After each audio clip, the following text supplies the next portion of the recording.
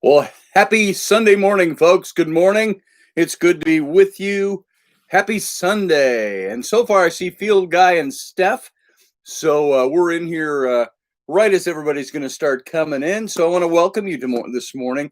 How are you guys? How's anybody listening out there that's not showing up in the chat room quite yet? Matt Finn, how you doing, Master Finn? Good to see you. I've been up for quite a while. I couldn't sleep last night. I woke up at I think I went to bed around 10:30, 11 o'clock because everybody else was in bed. It might have been even 11 o'clock. The kids were up late last night. They had no school on Friday and they've got no school on Monday. It's one of those long weekends. And so everybody's kind of been up and doing stuff. And Rainey and I were down here working on stuff on our own projects late. And we had kids bugging us, into the evening hours for this thing or that thing. I mean, God, they even wanted to be fed. I'm kidding about that. But it was one of those evenings where if you're a parent and you have multiple children, you understand this. And I've talked about this stuff before. This is just a new day with it. The kids were every 2 minutes. There was something. There was a reason to come in and tattle. They were bickering. And it's not that they don't get enough attention, but even Mr. Flynn. Sorry, I mixed that up with Master Finn. Mr. Flynn, who is rounding out, selling his popcorn and stuff like that for scouts. He didn't want to go out. Mom had somebody who had emailed and needed to put in an order for a Christmas wreath, which the kids also do, by the way, and just didn't want to go out. And that's when he and I went out, yesterday afternoon, early afternoon, and he went and voted with me and so on. So I did my early vote yesterday. And because they opened up early voting in Wisconsin about a week ago, I think. So I got that done.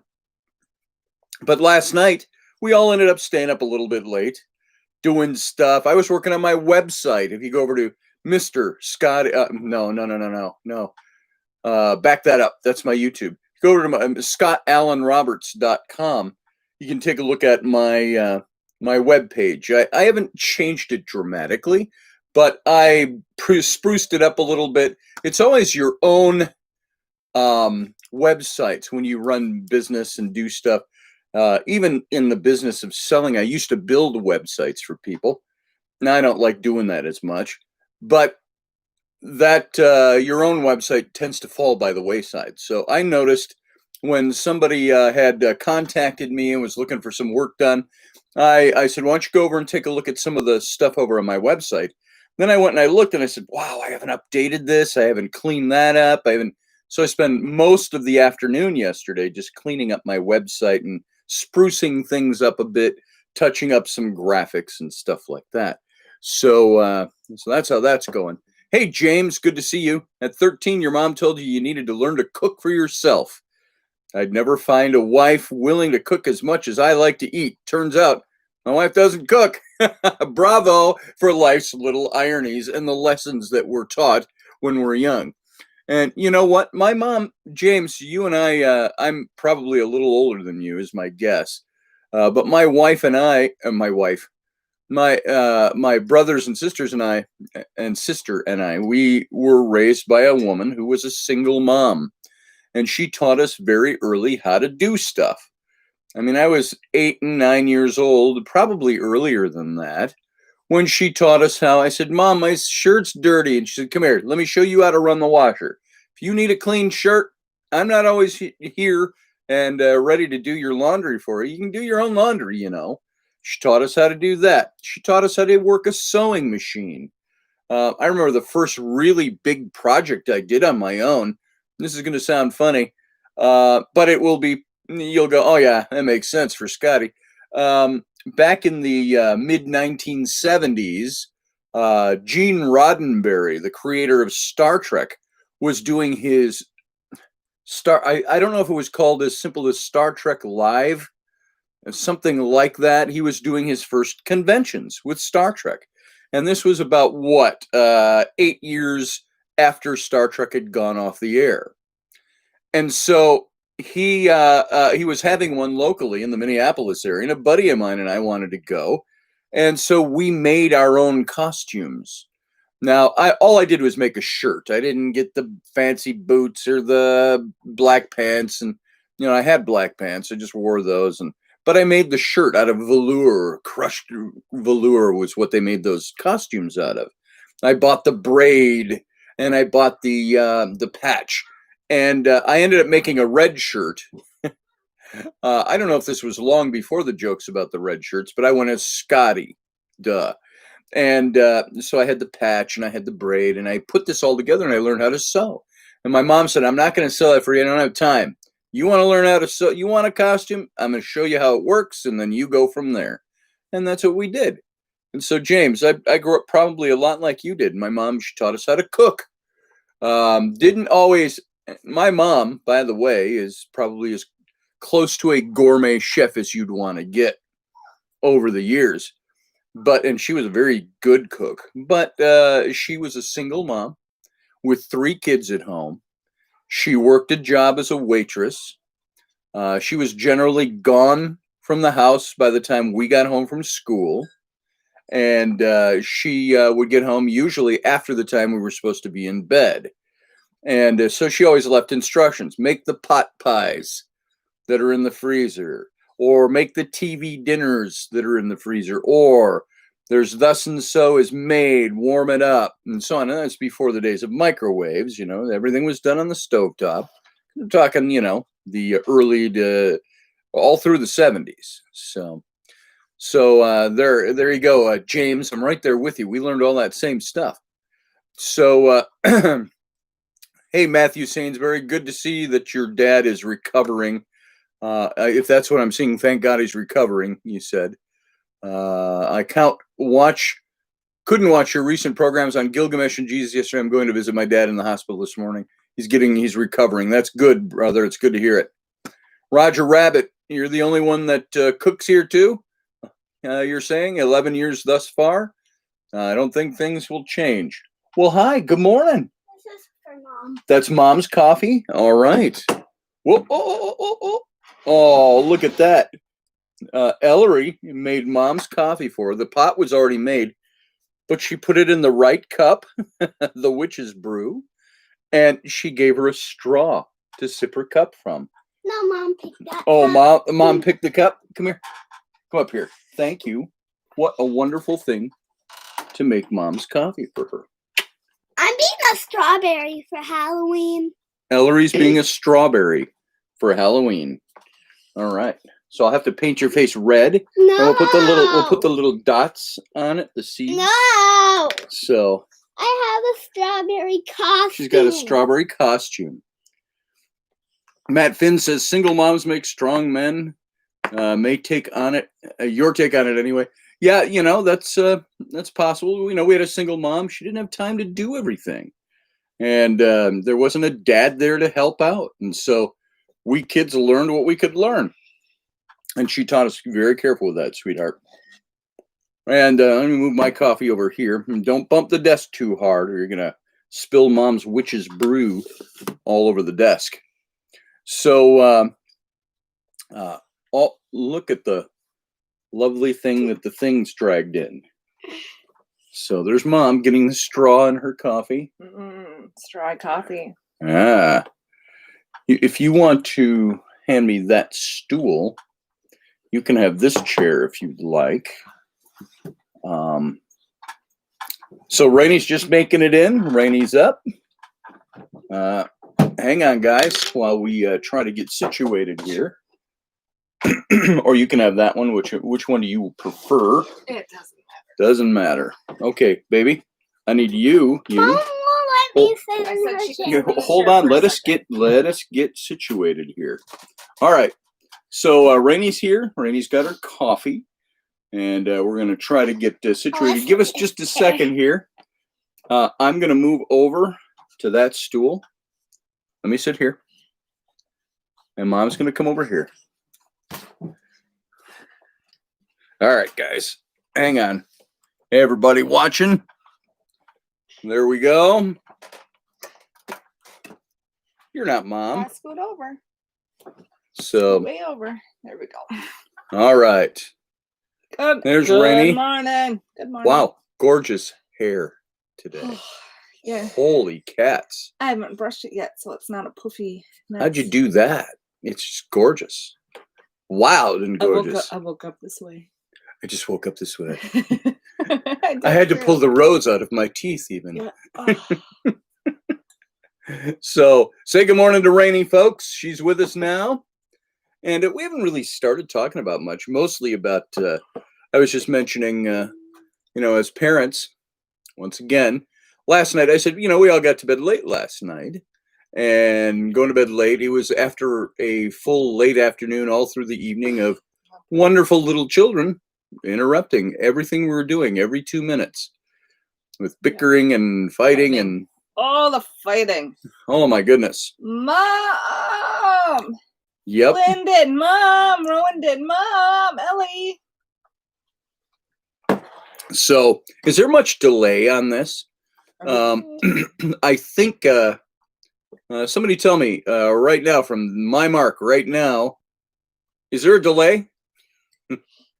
Yes or no? So I'm watching. Nobody's responding. There might be a delay built into this a little bit. Well, our internet was running really Oh, you hear me now? slow. Says Steph. Or an internet? Our internet was running slow last night. Flynn couldn't get it to work in his room. I don't know if it's the weather. I don't know. It just seems sometimes. Hey, you. You guys, I'm sit going to have still. you because you can't sit still. Mom and Dad are going to do this show. You can be on the periphery, which means out Wanna there. go make me some toast? Go make mom some toast. Okay, let's go though. Okay. Say bye to everybody. Wave. Bubbles. Yeah, there you go. All right.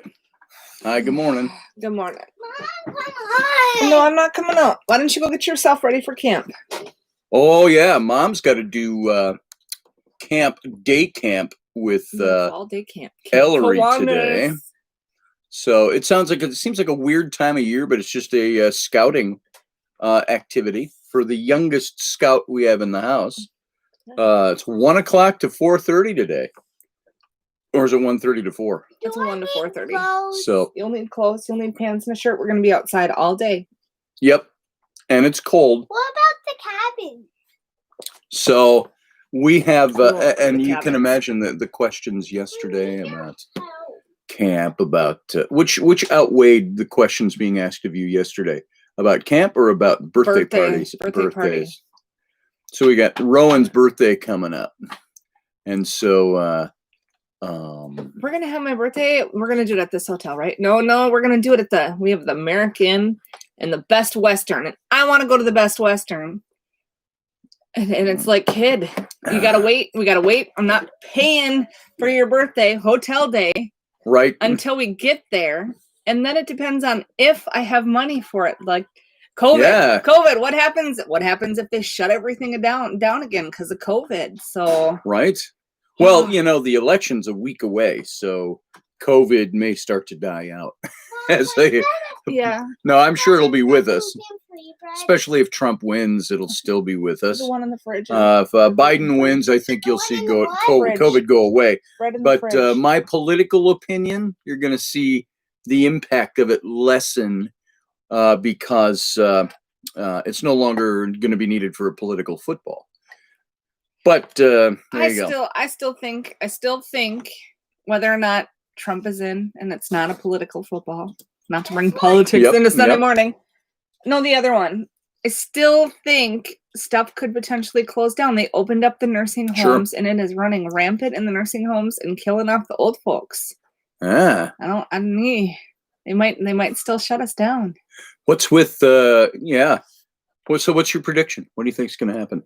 I still think they're going to close us down. I think they're going to close us down for at least 3 to 6 weeks again. And the whole government? hmm There's going to be a lockdown? I don't know about like hard lockdown, but yeah, lockdown again. Yeah. Matthew says the lockdown was psychological torture. Yeah, it was. We're not used to that. We don't usually, hey guys, you know what's going on? We're talking to people live on air. And so you don't need to be in here screaming and doing stuff as if we aren't. All right. Okay, but that's not okay to run in here yelling. All right. This is all what about the dog. yesterday was all day, like. every 2 minutes, every 2 friggin' I minutes. can't find the other bread in the fridge. Okay, well then never mind. Then don't worry about it. Go Mom turn will get on up. cartoons. If Mom gets hungry enough, Mom will get up and do something. I gave her something to do so she wouldn't pester her for like 5 minutes. I did make an omelet out there if you want it. It's gluten-free. It's eggs. It's the leftover brats from yesterday, all chopped up. In the brats. I did use white onions though. Yeah, white instead onions of green cause onions. me really bad indigestion, so I'm not even gonna touch it. All right. So no breakfast for you. No. So I haven't eaten onion in like 4 years. I know. I have challenges cooking things that meet her diet. And because she's got all this different weird stuff she's got to do for her diet. And so seeing the list of things, and it's not just the gluten-free stuff, it's the stuff for other stuff that's going on with her body, with her system. And what can she eat? What's going to exacerbate this? What's going to do that? And so it's this constant just trying to keep up with what, and it's not that it changes every day. It's just that you get to cooking and you go, I got the eggs, they're gluten-free. I got the brats, they're gluten-free. Were they raised on cattle that ate gluten wheat? Maybe. But basically gluten-free. I got mushrooms in there that are gluten-free. I didn't put cheese in this morning. I was going to say, obviously you don't cook very much that you don't know that brats are made out of pork. They are pork. Oh yeah, yeah. That's those cow brats. Do they make brats out of beef and all? Is there beef meat that they can use to make brats? Oh, they make beef hot dogs. I knew they were pigs that the meat came from. So anyway, human-fed pigs. We lost some workers in the pig pen this week, but gross. We don't know which ones ate them. So James, you say, gluten-free is bad enough. Gluten-free really isn't too bad. It's really not too bad. It's been 8 years. And when I first started the gluten-free stuff, there was nothing. And there's all kinds of stuff out there now. But everything's so processed, it all causes indigestion. And so, it just wreaks havoc on her. It's among many other things. I know when she first started it, she was trying to get me to go on it because that, all that does makes shopping and cooking easier. Yeah. Then instead of cooking one meal or 2 meals, I get to only cook one meal. And so I remember I went on it for about 2 weeks. Look out the window. And I went out to a paranormal event where I was speaking, and I realized on the drive down there and out there, I had dropped like 12 pounds in 2 weeks just because I cut out gluten. And but I didn't like it. It couldn't last. The pastries came around at the event on the Saturday morning. I'm like, you know what? I don't need to be gluten-free. I'll have a jelly filled, please. And so not just 1, 5. Give me 5. Hey, Audrey. She says, hey, Scotty and Rainey. Hey. And Field Guy needs gluten because it's free. There you go. Yeah. With that logic, you should be elected president of the United States, Field Guy. Gluten-free is bad enough, says James. You read that one. Love hot dogs with chili. Yeah, me too. Hot dogs and chili. Make a good chili. She makes a great chili. Jews don't eat pork. They stick with kosher food. That's right, Matthew. And Teresa, but I behave and stay away from them. Yeah. Let's see. When you stop eating gluten, you poop much more. The toxins disappear, says Field Guy. Is that true? Do you poop more now? I don't think I poop more. I probably poop the same. Probably poop. I haven't noticed any difference. No difference. I don't worry about the poop. I like the pooper. There you go. Boom. Yeah. Yeah. Bottom ching. I've also started doing that intermittent fasting stuff too. Yeah. So I don't know. I don't eat a whole lot of food anymore. You know, one thing I saw, that intermittent fasting. My chiropractor, who's also a physical therapist and a health freak, he told us that when we told him we wanted to try that intermittent fasting, he said, you know, you fast from, hey, you need to Butter. whisper when you come in. Whisper, please. Butter. Hey, Yes, butter? hey, look at my eyes. When you come in, whisper, because we're still talking. All right. Yeah? Yeah. Yeah? I was trying to get my toast made. She needed to know what I wanted. So, Lots of butter. he told us that he says, look, you usually eat a meal between 5 and 7 o'clock in the evening. He says, make that the last thing you eat and don't have a meal until afternoon the next morning. He says, don't eat in the morning. He says, basically what you've done, you've given yourself 18 hours of fast, 16 hours of fasting. He says, the body can fast while you sleep. And he says, do it that way. And I started doing that, and I noticed that I would, that's when I dropped all that weight, you know, when I was 290 and went down to 260 just a couple of months ago. That's when I dropped all that weight. And it's up and down now because I'm not always consistent with that, getting up in the morning and not eating until afternoon. I made omelet this morning because I had some leftovers from last night, the brats and stuff. So, yeah, I don't eat much in the morning either, Matt. Granola bar, yogurt until noon, and then it's the steak, Nice. the prime rib. So, yeah, Rainey's gotten to go out twice now for prime rib because she works now. I've only eaten prime rib once. You brought it home twice. Maybe it was only prime rib once, and My brother paid for it when I was in North Dakota. oh, North I brought it Dakota, home. that's what it was. But I didn't, And didn't I'm buy not talking that. about the money factor with it. I'm talking about she's had the ability to do that. Now that she's getting out of the house more, because she's not being just a stay-at-home mom, she's doing her massages and stuff. And they had a massage canceled, so she and her massage partner at Two Loons Massage, by the way. Yeah, two loons. They went out and had a prime rib. But that Like, wasn't wow, that cool. wasn't after the cancel. That was after our last one.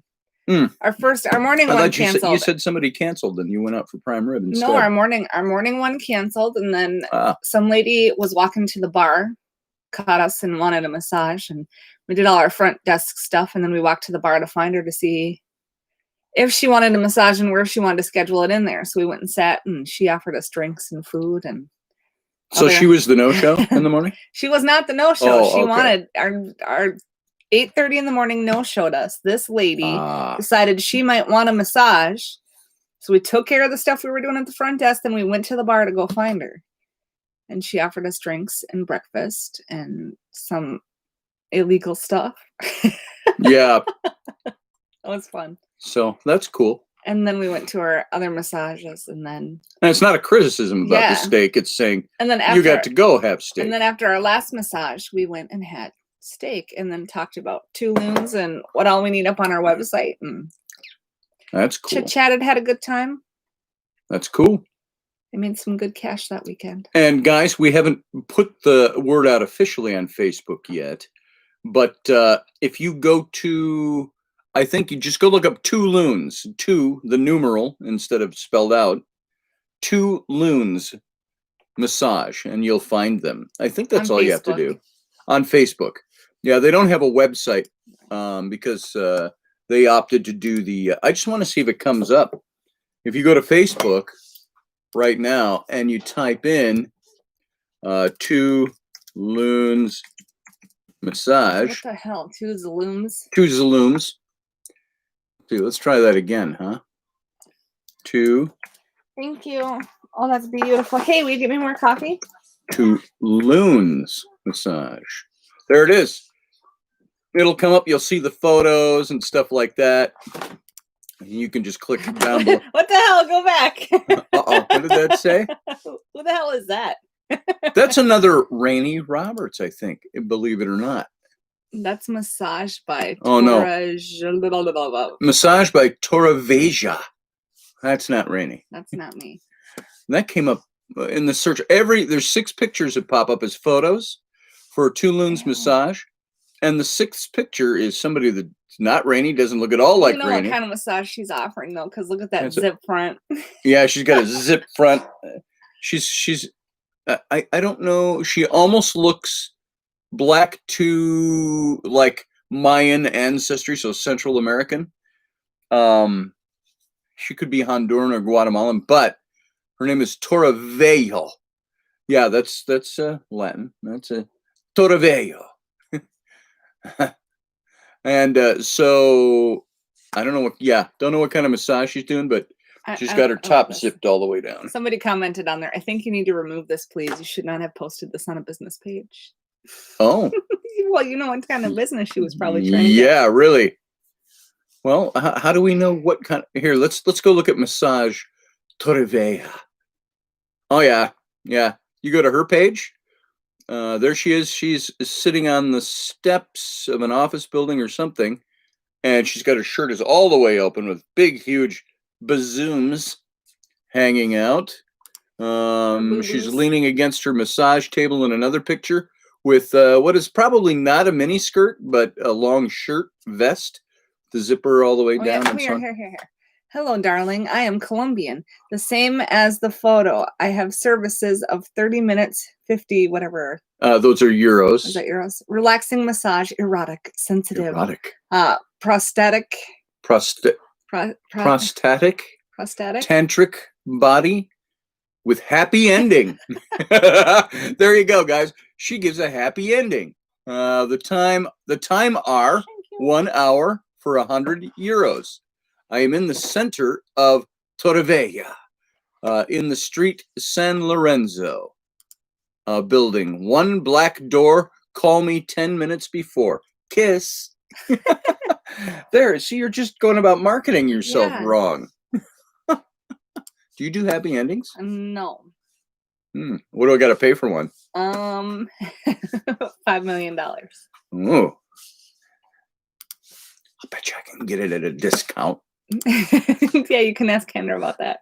There you go. Yeah, I'll ask Kendra. Well, if you won't give me one, I'll ask Kendra. Kendra's her partner in the business. Hey, Kendra, do you do happy endings? Oh my goodness. You know, the topic did come up. Rocky asked. I know that's a stretch for you guys, but he asked, "You do happy endings?" Yeah. No. Well, would you? And so, the talk came up, the ethics of happy endings and things like that. So, but you can go over and you look up Two Loons Massage, and it's in Stillwater. You'll see the logo I did for them. That'll help you recognize it really quick. Rainey is not out of Colombia, and she's not the one offering a happy ending for 100 euros. That's And if that shows up on the page, it's not That's us. not Rainey and Kendra. Not Rainey, not Kendra, not her business. Yeah. And I will say, it's probably not that they couldn't do those. It's not that they're not a really hot looking couple of massage therapists that might give the impression, because they're both hot, that that's what they do. Why is it that? Because my wife is gorgeous. Her partner is really good looking. And why would guys automatically go, ooh, good looking massage therapist? I wonder if they do happy endings. And have you run into it much? Has you had anybody ask you yet? I've only ever had my one really bad experience with the guy Way back though. and then Not with this business though. You with haven't. my I didn't pedicure think guy, so. and then not this business. Now I've had people joke when we get in the room, like, "Yeah, we weren't quite sure. We were a little nervous. Oh, what kind of massage we were getting in our hotel room?" But, yeah. Well, you got to figure if it's lined up through the hotel, it's probably legitimate. Unless, then again, there are hotels where you probably wouldn't want to stay. Where, hey, we can line up massage for you too. Yeah. Yeah. All right. It's a massage, not a hookup. That's right. So, see you, Matthew. Taking off. Say hi to your dad. Hope he does well. Or is it Audrey that has to leave? No, Matthew. Have a good day. Bye, Sending everyone. prayers and healings. Bye, Matthew. See you, Matthew. So I don't call him Matt because I don't want to confuse that with Matt Finn. So I always call him Matthew because his name says Matthew. So, yeah, we can put together a GoFundMe for you. So, I don't know if that was directed at you. What? Yeah, no. So, but anyway, as I've mentioned, Rainey started this business. Unless anybody wants to criticize us by saying, "Oh, you're just promoting her business on the show." How many of you live local to the Twin Cities, to Minneapolis? Yeah, St. none Paul? of you. None of you. Well, Leslie's the Well, closest Leslie's the closest. That's still a long drive. She's an hour away from where Rainey does massage. So it's mostly in Stillwater, Minnesota, where she does massage. Yeah. So I know, Matthew, I've seen your Ghosts of Gettysburg, several posts you left on that. So there you go. I probably won't do the Ghosts of Gettysburg for Halloween. I'll do some other stuff. But I appreciate that. We'll probably hit that one of these days. Talk about the Ghosts of Gettysburg. Field needs a GoFundMe. Field guy, what did I miss? You need a GoFundMe for getting what, a happy ending? Got to raise money for that, huh? What did I miss? Let's see. Look for Field guy. We need everyone to come here. When you first make a page on Facebook, it won't show up right away in some results. You found it, Teresa? Good. Glad you found it. Yeah, like it for me if you would. That way maybe Please. more people And see two loons. It's not Lunes. It's LOONS, like loons, like the bird. So Two Loons Massage. She's adding it, Rainey, to their portal page. Thank you. Thank you very much. And so we haven't done a lot with that site yet, just trying to make it look pretty with some of the graphics. I want to do a photo shoot with her and Kendra, just get some nice pictures of them so people can see these are real people. Real massages, real massages, not real happy endings, just real. Yep. Real massages. Yep. Yeah, we should put you both in zipper shirts down to here, and open men's shirt with no buttons done up, just a little knot tied at the bottom. See-through lingerie. See-through lingerie. There you go. go. That'll draw in the clientele. So, Oh man. So I was going to say something about, did Matthew bring up Antiochus Epiphanes? Antiochus Epiphanes, the Syrian tyrant, deserted the temple in Jerusalem with a pig sacrificed on the temple, after he even placed a statue of himself as Zeus, Olympus. Yes, that is very true. I'm not sure, Matthew, if you're still listening, where that fits into what we're talking about, but you're absolutely right. Maybe it wasn't talking about pork. Yeah. That might be.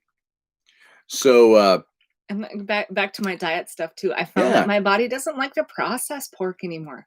Man, age and pregnancies mess up your body. Like they really need to tell you all that stuff in the high school health class. Here, stand up. Stand up for a second. Now, look at how pregnancy has messed up that body. Yeah. Oh, that's messed up. Totally. Wow, I can't. Whew. The insides. Oh, the insides. Okay. Whew, I was going to say, that's messed up, honey. Inside. Here, I think you need a massage. I do. I'm getting one on Thursday. I could give you one today. Yes. See, you'll get two this week. I'm also going in tomorrow. Was that Rocky's wife, Lisa? Yeah, Lisa. Does her cleaning business, and she cleans up that Restore in Woodbury, and Restore offers all kinds of cool new junk. Yeah. So I'm going to go try. I get to go try 2 services.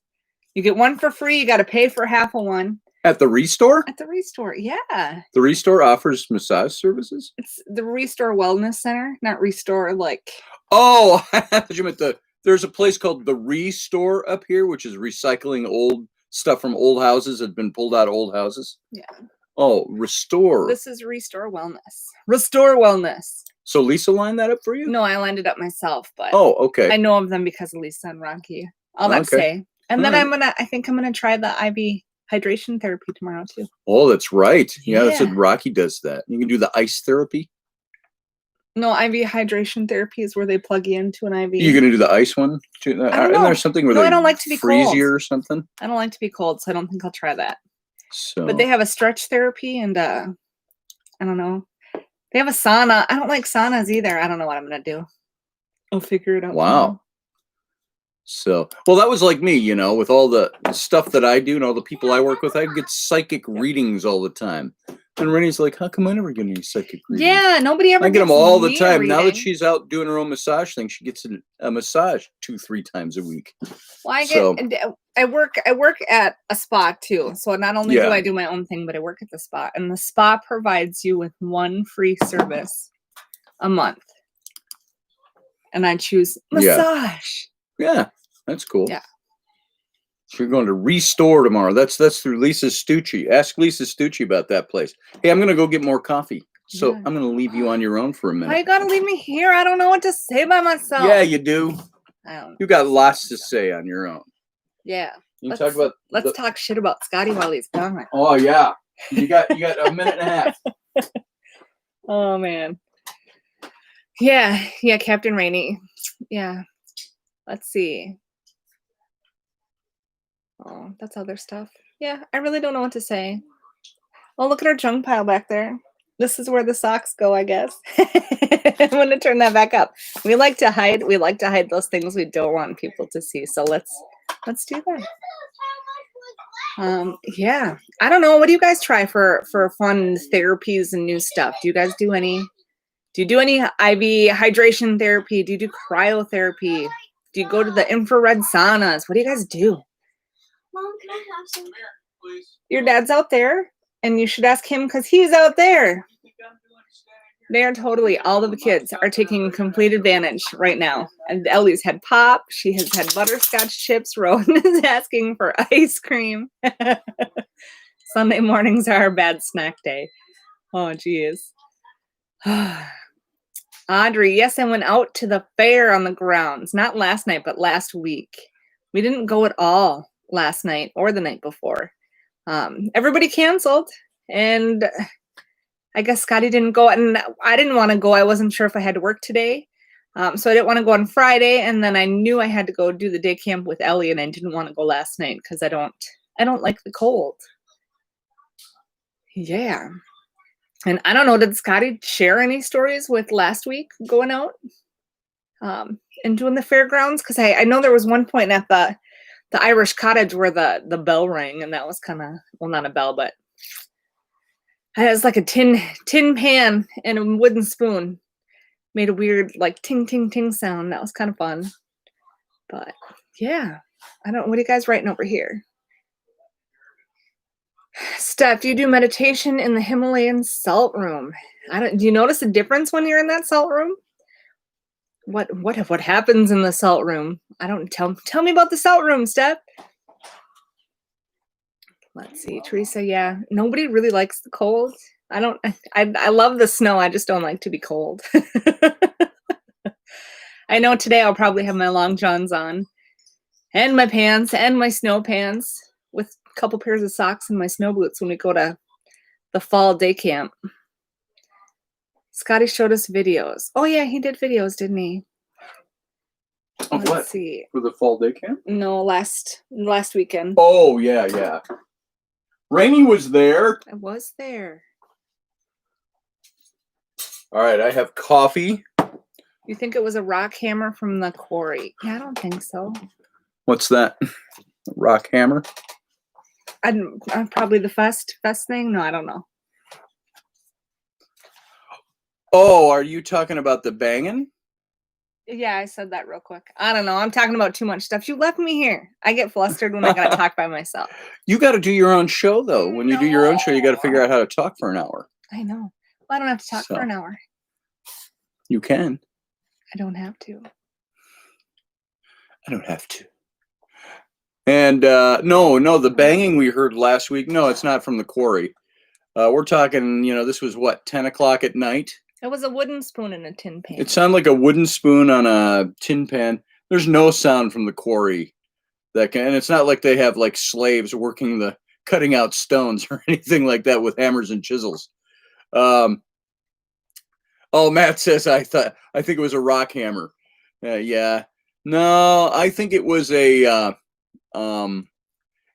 was coming from inside the cottage, little tiny Irish cottage, which is about the size of, I'd say like the size of your standard garage, 1-car garage at a house is about the size of the Irish cottage.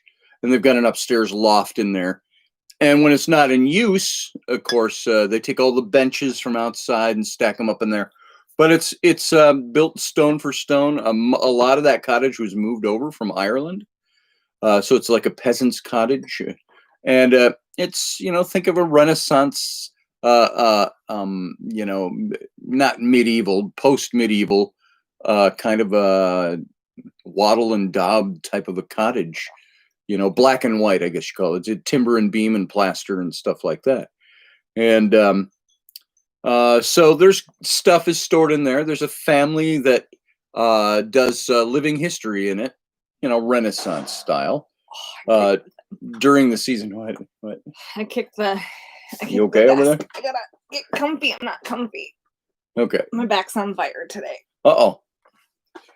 And so the sound we heard came from inside the cottage.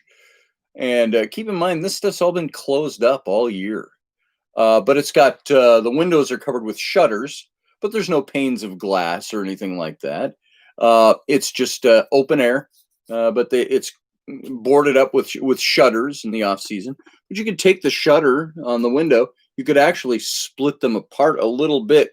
And if you could almost reach inside and undo the latch with your finger or a stick or something up on top. They're just latched shut on the inside. And so you can see inside a little bit. There's nothing in there. It's dark. But we heard that banging. It was like a wooden spoon on a, my wooden stuff is gone, or I'd try to do something that sounded like, it was like it had that, and it was a 1, 2, 3, and then a 1, 2, 3 again. It was only once. We heard it, they heard it, and then you came back over, and we're looking for it, and then you heard it. So it happened twice. Okay.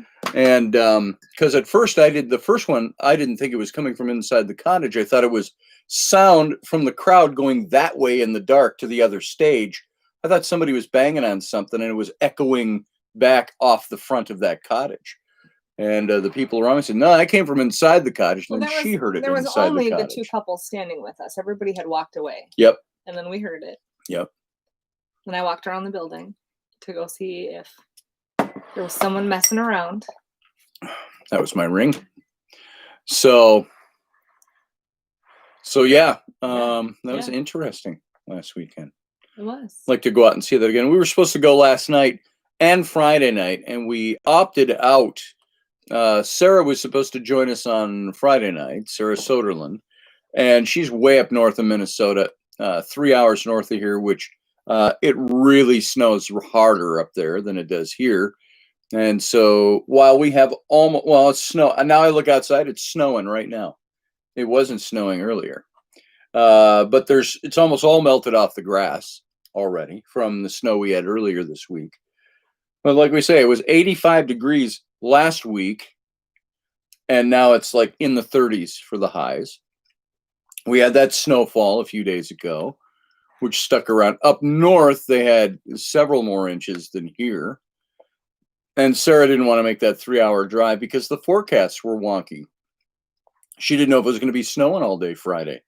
And sleet and rain, we had that kind of stuff mixed in. It makes it slippery and icy. And I think by Saturday, we're supposed to be back in the mid-50s. 50s by Saturday. So for Halloween, it'll be back up in the 50s. So, yeah, you thought Michigan was bad, Matt. Yeah, you guys in Michigan, you get our weather usually a day or two later. It makes its way over there. I lived in Detroit, in the outer areas of Detroit, for a few years back in the early 90s. And we always got Minnesota weather a day or two later. But then in Michigan, you also have the lake effect. You've got that ice will just, the kind of ice I hate on windshields when you get up and everything's caked with a fine coat of ice. And trying to scrape that off is ridiculous.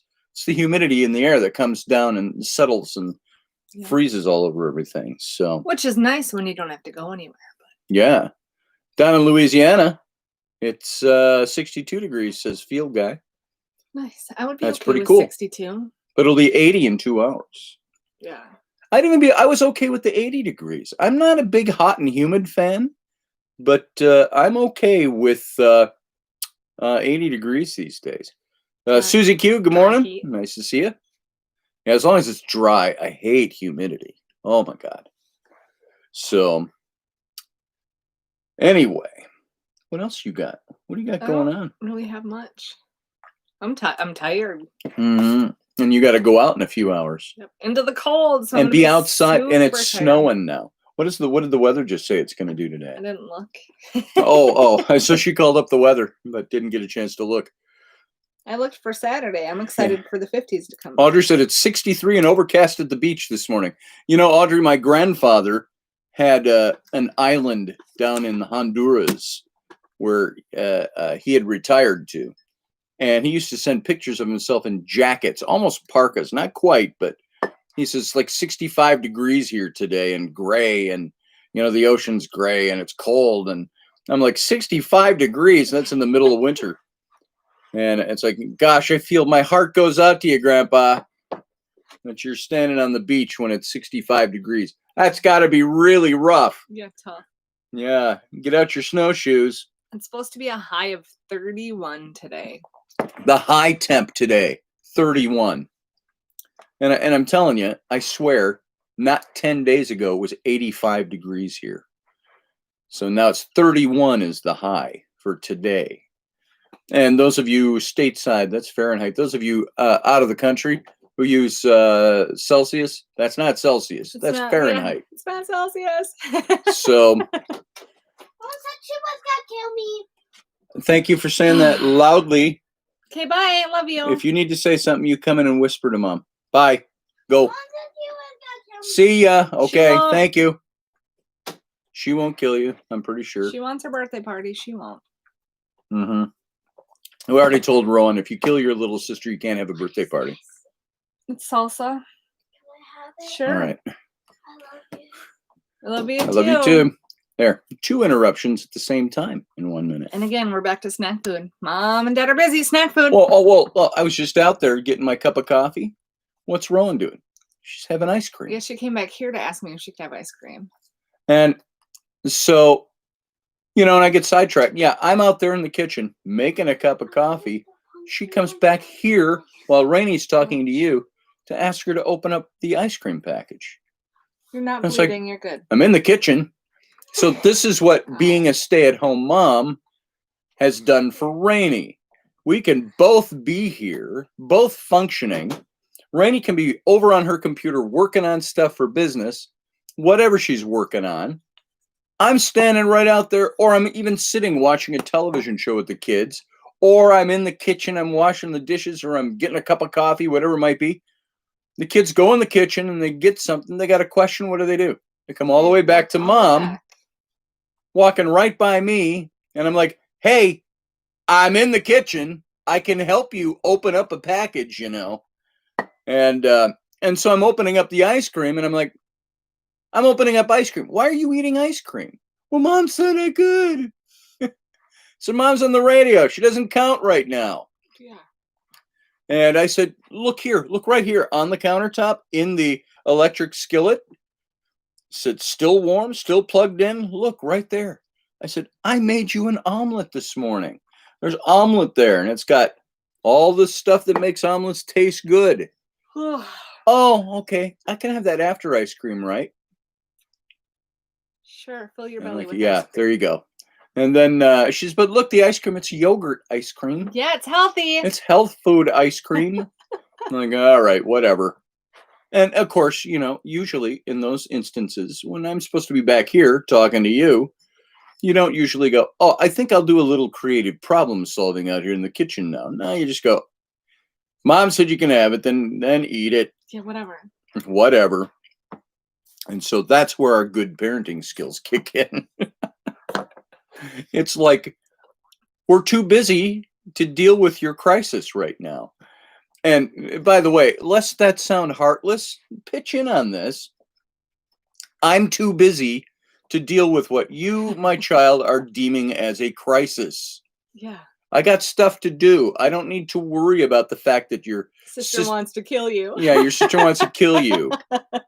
She's not going to kill you. She won't get a birthday party if she kills you. So put that in and keep that in mind. Aw. And what else? What else do they bring up? That kind of stuff they bring up. I don't even know. Bickering It's yesterday all bickering. day.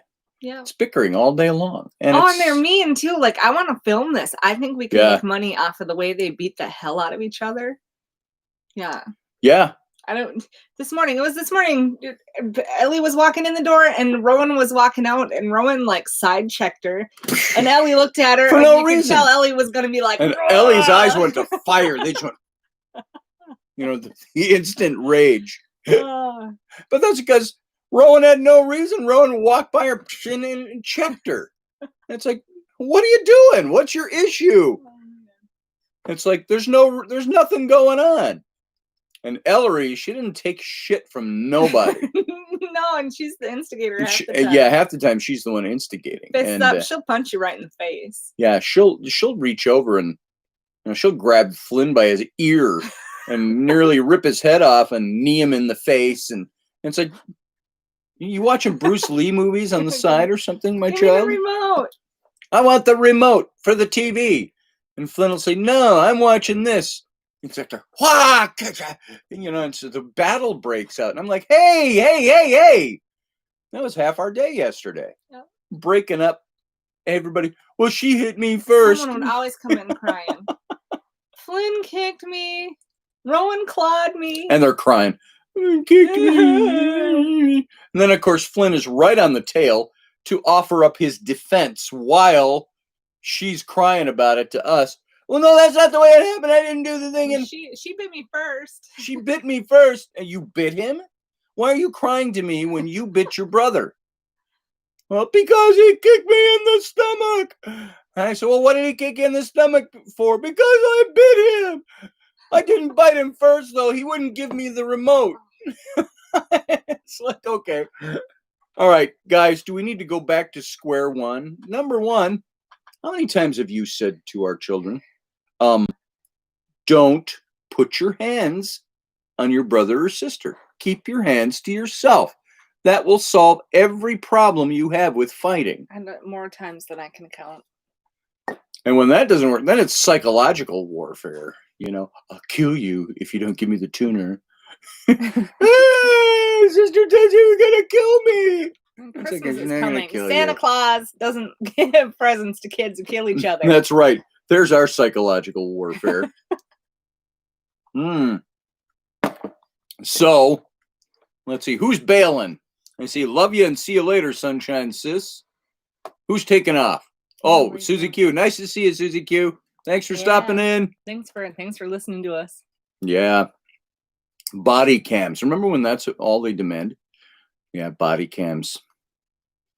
I think we should hook up body cams. We need to hook up security cams Yeah. in the living room and stuff that they don't know about. Yeah. She hit me for well, here, let's just call up the security cam from Call 8 up minutes camera ago. 2 from the living room. Camera 2 from the living room.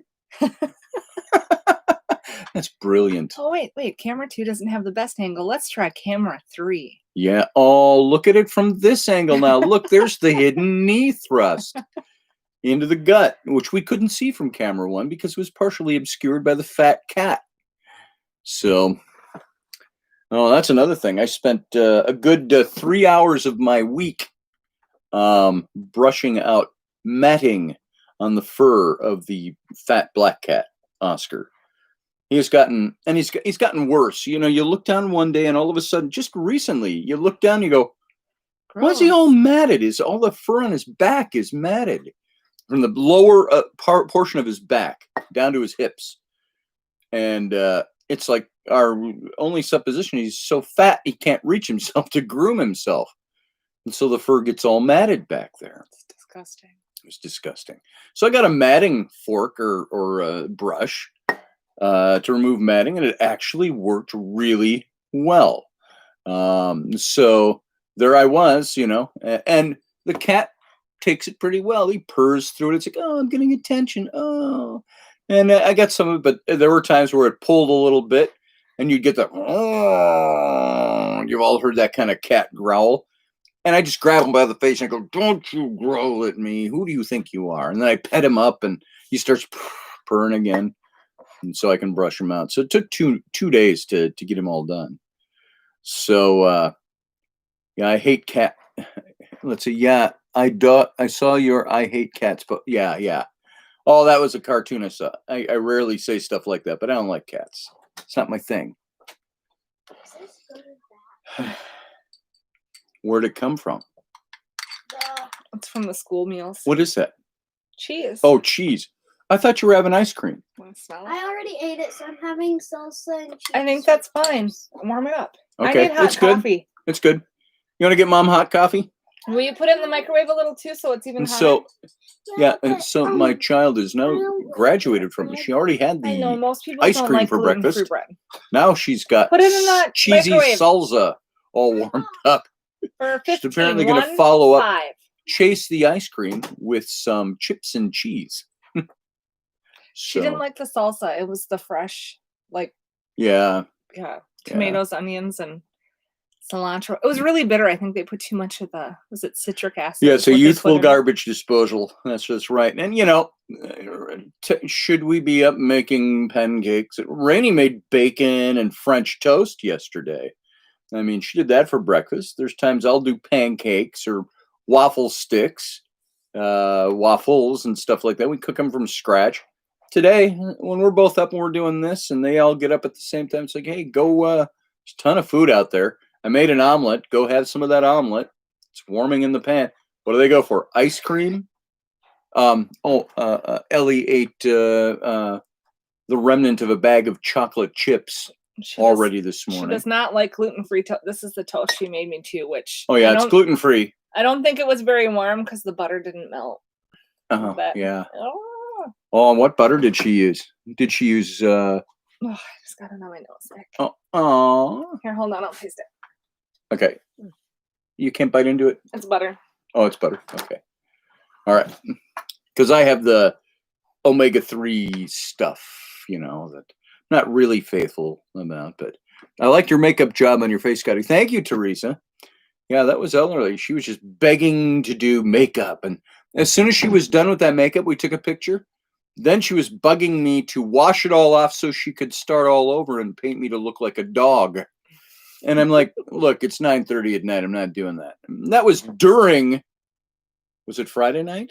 During Friday night's radio show. I'm here tending to the chat room. No, I think it was Thursday. This is a pre-record. And she wants to, and then that's why she was doing all that. Sitting right here at the desk, doing it right here. So I said, no, we'll do the puppy dog another day. So, yeah, but thank you. She did a great job. Audrey's a dairy-free person. Some really good plant-based butters out there. Oh, yeah, there man. are. I'm supposed to go dairy-free. That's a tough one. Never, ever going to happen. You had an uncle that had matted hair on his back. Gross. Milton was his name. Milton, says Barry Chad, with matted back hair. That, you can get people to shave that. Yeah, you can. I have very little hair. I'm not a hairy guy. I have very little chest hair. Well, that's all my scarring from the heart thing. But I have a little bit of chest hair there. And very early in our relationship, Rainey and I were standing in front of the vanity mirror. I don't think we were even married yet. And I'm shaving or brushing my teeth, and she's doing something, messing around. She goes, hey, turn this way. And I turn that way, and she had the little shaver. And she goes, and she just does she goes, there, that's better. Now let's finish it off. And so she would regularly shave all my chest hair off.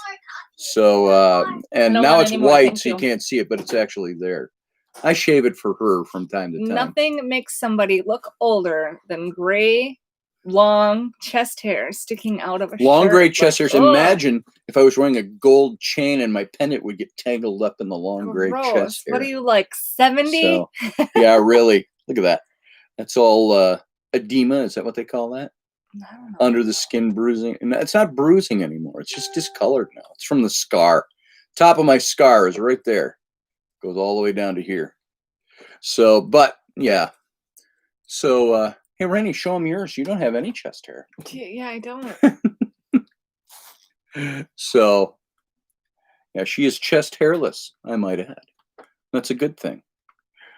Let's Yeah. see. Let's see, what looked pretty? Oh, yeah, I looked pretty all right. I look like a showgirl. Paint me like one of your French girls, Rainey. Yeah. Get you So- some nipple tassels Oh, yeah. and shake them for everybody. Yeah, you married him. His long gray chest hairs are your problem, says That's why they get James. shaved That's why they get off. shaved off. She's taking control of that situation. What would you do if you went into a massage and the client was bushy hair on the back? Have you had any really bushy men you've had to? Yeah. No, No, not in bye. here. Out. Go out. Oh, Rowan, knock it off. There you go. One of you go upstairs and watch TV. I'm gonna count to 3 and then I'm gonna get a hanger. 1. Yeah, we're gonna beat you with Shut head. the Close the door. door.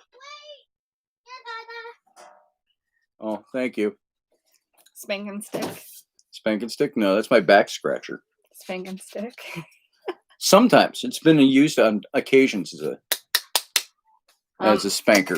But back on the hair stuff, a lot of guys come in. I had a guy not yesterday, 2 days ago, whose arms were so hairy. It was crazy. You just use a lot of oil. I like to use lotion. And then when I get hair, you use oil. Gross. Oil works better on hair. I can see all this squatchy hair It's all stuck caked in in your oil. fingers because you gotta Ugh. like push up against the grain of the hair and it all is wrapped in. You know, guys, they would come home with lipstick on their collars. Rainey comes home with men's chest and pubic hairs oiled to her skin. I'm like, Pubic what hairs. are you doing? Well, all that's it's all pubic hair. Well, no, I guess pubic hair. Butt hair. Body hair that looks Body like it all hair. looks like pubes one way or Yeah, another. yeah. It's disgusting. You. So, where's the eye bleach? Says Steph. Yeah, really.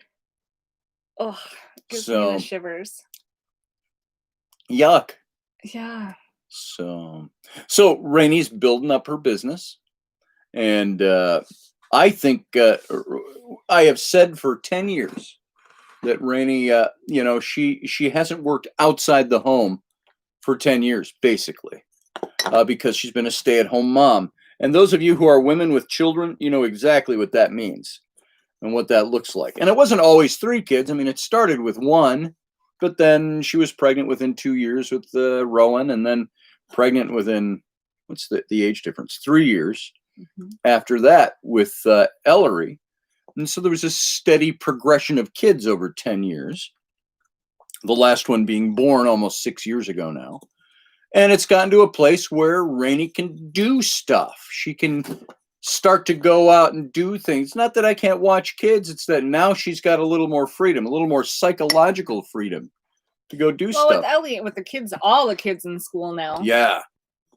I don't have to be home every day, all day. Yeah. And so she's doing the massage stuff. And so she's building this business. I always said, you know, if you're going to build any business, she does her journals that she makes and things like that. She's tried all kinds of different things that were in the house.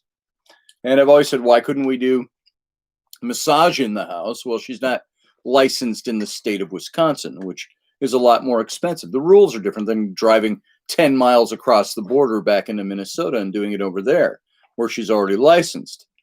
And so she's doing that now.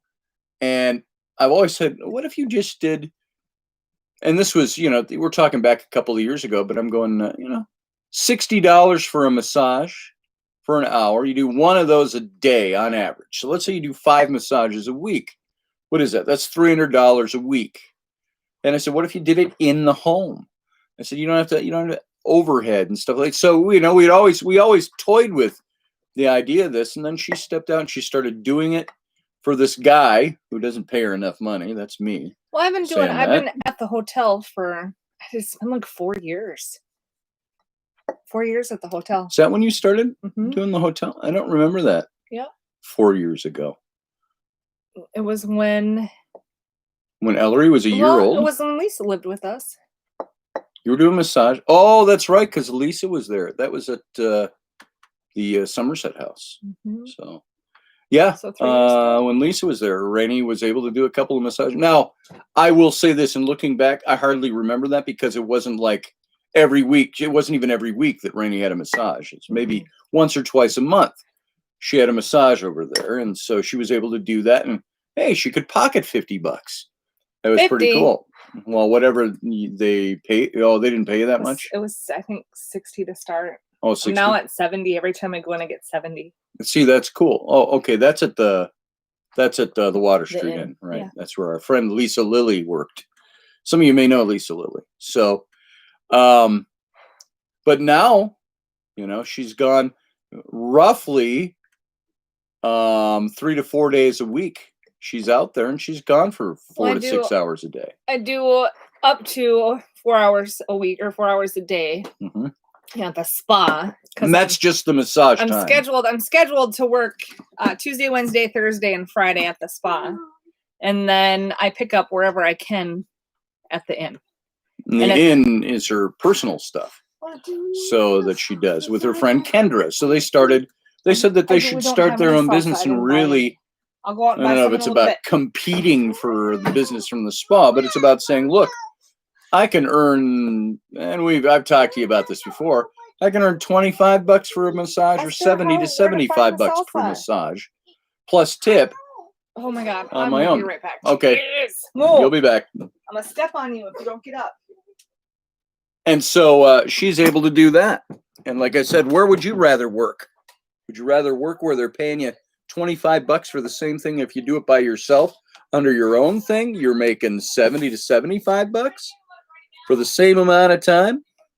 So, yeah, James, it's $90 an hour, and she gets $70 of that. So that's through the hotels, through the hotel where she does it, and that's the Stillwater Inn in Stillwater, Minnesota.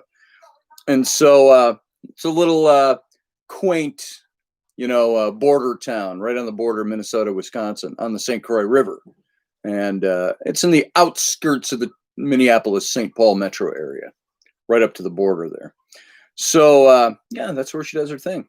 Yeah, that's where I do my thing. Yeah. And so what's neat is that she and Kendra are doing that now, making it a business. You know what? If Rainey goes out and works, let's say even, you don't have to go out and work full time. So you go out 3 days a week and you can make $300 a day when they're at that point where it's that steady. That's not a bad part of a dual income. $900 a day. There's some months I don't make that kind of money. Depends. It's a roller coaster. So you look at that and you go, wow. If my wife can go out and do her massage and make, $3,500 to $4,000 a month doing massage, and it's really still only, technically it's part-time, even though it takes, a few days out of her week, that's not a bad living to make. So that's the thing you nurture, and you keep that going and you make that happen. Imagine if you got to the place where you were doing 5 days a week and doing 4 hours a day at $70 a piece in your pocket. I mean, that's $280 a day times 5. You do the math, guys. I don't do math. I'm So, gonna close this door. Yeah, that's like $1,400 a week, something like that. So, there you go. You do the math. And so after being at home for 10 years and making income on the little things that she's done, now she's in a position where she can do her own thing again. And that's pretty damn cool, I think. And, I can watch kids when they're home. I work here. So on days where I don't have a lot of work, it's fine. On days where I have a lot of work, it's like they bug you every 5 minutes. Mm-hmm. So that's just the way it goes. So you can buy back the farm then, says Matt. Well, a new one. So, hey, something we might do? I was talking about this. Rainey's talked about, there's all these different business ideas she's had, that I have, things we want to do. A lot of my stuff goes into like publishing and stuff like that. Her stuff is all in. Rennie wants to do a berry patch, a berry patch, vegetables, things like that. We've talked. Berry patch, pumpkin patch. Yep. I want a farm. We talked at one time about wanting to get a few acres and, do the berry patch or do lavender. I was talking to my dad about that the other day. We talked about that a long time ago, doing lavender when we had the ranch. Lavender, did you know that planting lavender, even in this climate, there's lavender that can exist in this climate? You can make up to, there were places that they had 10 acres of lavender and they were hauling in $400,000 a year off of it. And so you put up your own little processing. You want to say plant, you think of a big factory or a big building or something. But, it could be as quaint as a little log cabin-y type of thing where you process your lavender. So, hey, why don't you talk about something for a couple of minutes? Because I have to go to the bathroom. I don't want to talk. You can talk. You better hurry up. Hey, encourage her. Down here in the chat room, encourage her. Tell her how good she's doing. Yeah, you keep showing off our junk pile back there. Oh, that's my junk pile back there. Your socks. Yep. We got a spirit box back there. All that Spirit good box, stuff. socks, books, boxes of books. I'll be right back. Let's do that. There we go. Yeah, I'm not talky today. I'm still tired. And we got a hey mom. What? Rowan said that Leon's 6. Your cousin? Yeah, Leon, our cousin. He's not. He's I think 5. He's as old as me. He's as old as me. Him maybe? Yep. He's younger than you. But close the door. But even though they're both 5, is Leon older than Ellery? No. Why? Because Leon was not born before Ellery. Why? Okay, shut the door and go out. Shut the door and go out. I'm gonna count to 3. 1, Okay, 2. What? Yeah, go away. Go away. Freaking kids, man. I don't know if you heard any of that. It's all about cousin and who's older. All right. Yeah, Gary. Yeah, poop time. Too much coffee for Scotty this morning. Oh, man. And they're hollering out there, Mom. Oh, yeah. Can we just have a moment of silence? Oh, do any of you watch Schitt's Creek out there? And have you finished all the episodes yet? I was gonna say there's a really fun massage part on there where, well, I don't even know what their names are. I can't remember their names. But there's a massage scene in there which is hilarious. Totally worth the watch. It's the very last episode. Yeah. Plant yellow squash. Yeah, with the yellow squash stuff. So yeah, my dream goal someday I'm gonna get there. I want a farm. And I want a berry patch, pumpkin patch, maybe some apple trees, but I can't eat apples because they don't work with my body. It's awesome. But I know that there is a farm that all they really do is they grow one side corn and one side pumpkins and they switch them out. But they make just a ton of money and it's all you pay on your own honor. It sits out there. You go pick your corn when the corn's ready and pay the box, and you go out and you pick your pumpkins and you pay in the box, but they make just a ton of money. And I think that would be a blast. But I would like an actual pumpkin patch though, where you get to go on the little hayride and you get to walk through and pick your pumpkin from the pumpkin patch, not just pick it from the side of the road. Someday. But there's a lot of money. There's a lot of money in farming if you can manage it.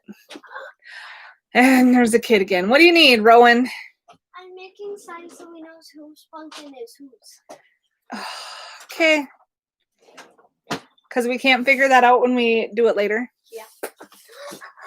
Get out of the office, please.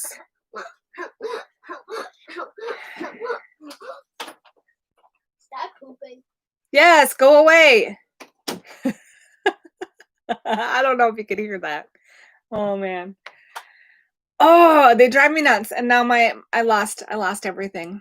I don't even know what I'm talking about now. Yeah, we're gonna carve pumpkins tonight. Rowan had to come in here to get paper so she can write everybody's names on the paper to put it on the pumpkin so everybody knows exactly which pumpkin belongs to them. Please don't keep coming in here.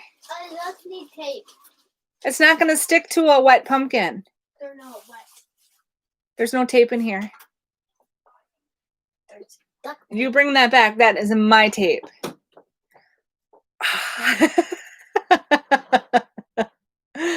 Oh, she just took my duct tape. My tape. That stays on the desk. We don't take it off. Serious. I don't know. What are you guys doing today? Did anybody have good plans for today? Yeah, no? Yeah, no?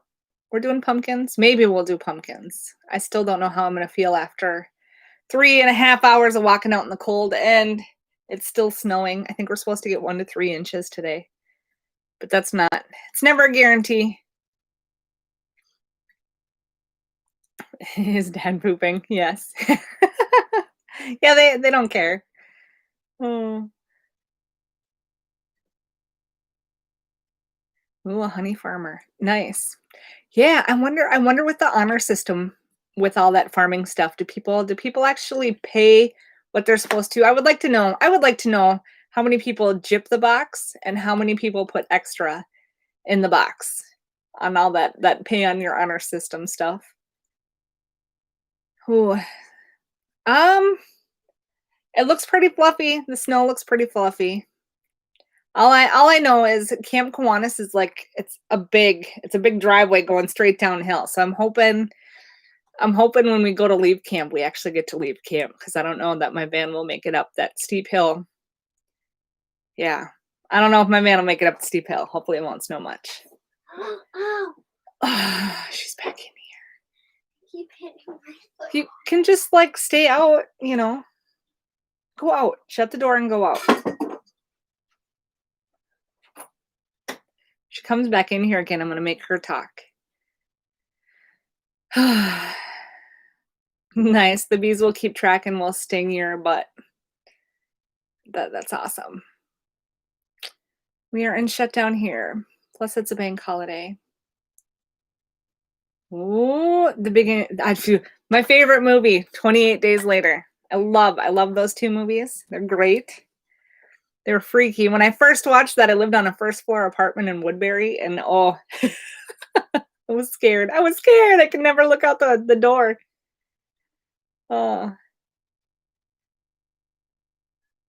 Audrey, whatever I do today will be outside. Yeah, if it's not snowing and not cold, I would be outside. Yeah, Rowan. Gary says here, she totally loves her mama.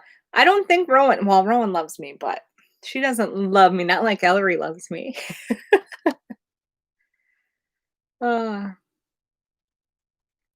do we got? Roger Rabbit. Family has done farm stands for the past 45 years. Only one time in 45 years did anyone not pay or steal. Nice. That's kind of nice. What is the snow? It's snowing. It's snowing here, field guy. I don't know. It's supposed to be 1 to 3 inches. I really have no idea. I don't like snow though. Well, I do like snow, just not when it's cold. I'm You're back. back. Everybody knows you're pooping. Woohoo! Everybody knows. Man's gotta poop sometimes. Not hiding it. Rowan walked in here. What's Dad pooping? Yep. Dad was pooping. It doesn't always hit me while I'm doing the radio show, but I will say this. When you're listening to radio shows, like say your favorite, 50 watt station, whatever it is that's out there, your morning talk radio, and one of the hosts just disappears for a few minutes. Then he comes back and he goes, oh yeah, there was that. That's because they're not doing video. And he probably went and pooped. And so that's what radio hosts do. They just disappear. He didn't have an 8-year-old, or they Didn't don't have an 8-year-old coming in going in the studio. Is Dad pooping? Dad pooping. Yep. Dropping deuce, dropping the duke, laying pipe, all of that good stuff. Woo! Man, I got to tell you, though, I feel 12 pounds lighter. Gross. So it was nice. And what is this stench you brought with you? Ooh, did it come with me? No. Thank God. Ooh. Here we go. We'll just do this just in case. What do you got? There you go. Yeah, Rainey keeps a box of wooden matches around. Yeah. I used to. The kids took them. I know, the kids take them. It's like, what do they do with them? They light them. It's fun. Yeah, they light them. Thank God our house hasn't been burned down yet. That's because they know to do it on the kitchen table with a glass of water. Oh, yeah. Yeah. There you go. So Rainey never told them, as a stay-at-home mom, don't light matches in the house. And she goes, if you're going to do that, do it by a glass of water at the kitchen table. Yeah. So the kids are there. Cool. Bloop. Oh, cool. Bloop. There's no, I guess it's, 75 cents of entertainment worth of hours of entertainment for the children. And so it's safe. Well, it's safer. It's not completely safe. They've burnt their fingers a few times. Gary, have I ever seen a match burn twice? You mean mystically burned twice? They're saying there's nothing as overrated as bad sex, and nothing as underrated as a good crap. Man, ain't that the truth, Niall? So, bad sex is overrated. Sex is good. Even when it's bad, it's good. Well, I don't know. If it's bad, y'all end up walking away going, yeah, that was messy and bad. Yeah. Well, isn't it one of those things where it's like, why did I waste my time? Yeah. Why did I waste my time with that? That's like our bad massage the other week. Oh, yeah. Rainey lined up massages for us with a different place. She's checking out these other places, and wasn't worth my time. It wasn't worth our money, certainly. No. And Rainey does a better massage on me than that person did. And it sounds bad. Rainey, it's like, when you got a massage therapist that you're married to, you're in love with the massage therapist, you got married, you live together, do you get a massage? Rarely. She's doing other things. It's like, Rainey comes to me, will you design a logo for? Well, I love doing that. But it's like, did you do that thing I asked you to do 6 weeks ago for me? Yeah, I had to wait for 2 loons. And it's like, 2 loons went pretty fast, actually. Well, designing it went pretty fast, but we waited a couple of weeks for you to see, and I didn't know she was serious, because then she gets quiet. She just leaves it on my plate, and I go on and I do other things. And then it's like, did you ever do that logo we talked about several weeks ago? And I'm like, no, you want me to do that? Yes. Because I did a prototype that was just thrown together. It wasn't even a designed thing. It was pulling other things and made something real quick to say, you want it to look like this guy's logo, or this obscure company in Oregon, their logo, and so it sat like that, unfinished. And then she said last week, she said, hey, let's kick that into high gear. Let's do it. So you do it. But the point I'm making is, when you've got somebody who that's their field and that's your spouse, creating a logo is different than stripping down your spouse and having to use your muscles and your energy for an hour to massage them. That's different, but getting your spouse to do stuff for you, that's their area of specialty, is sometimes you're the last one on the list. It's the priority, Now, if Scotty's in pain, I'll talk to it. But if it's remember when I had the severe pain in my neck? And that's still not all gone. We don't even know what caused it. My chiropractor looks at it. And again, he's a physical therapist. He gave me this thing sitting back here. Stinky. That you see this simple little device. It's just hard plastic. And you lay on the floor and you put that behind your neck. And that's supposed to put the curvature. Did you know your neck is supposed to kind of curve back? And so when you put your chin down, mine is kind of straight and my head comes forward. For years of sitting like this at a table doing the things I do. He said, for you, Scotty, he says, sitting for 50 years drawing pictures like this has probably done that to your neck. And I put it out of whack one night while I was sleeping, and it lasted 8 weeks. So I have to use this thing back there. And but Rainey came in about 3-4 weeks ago and tried. It was when I was going from my neck to the end of my shoulder. It was all the way out to the top of the shoulder joint, which is still a little tender. And she laid me down on the table, face down, and she started working on this a little bit because she knew exactly what was causing it. This triangular muscle group is all connected. All the nerves coming out of your neck here hit all of this stuff. So she started working that. I'll be out soon. And I was a minute or two into that, and I had to sit up and say, "You can't touch me there. I can't even." I was in such pain; it was almost making me sick. So sick that my gorgeous wife offering to massage me, and she's very good at what she does. I'm not just saying that because she's my wife. She's very good at massage. She can give you a soft massage and give you a really strong massage. And so I she's can make massaging. you cry if you want me to. She makes me cry. She brings tears to my eyes with her massages. But she was doing that, and you know what?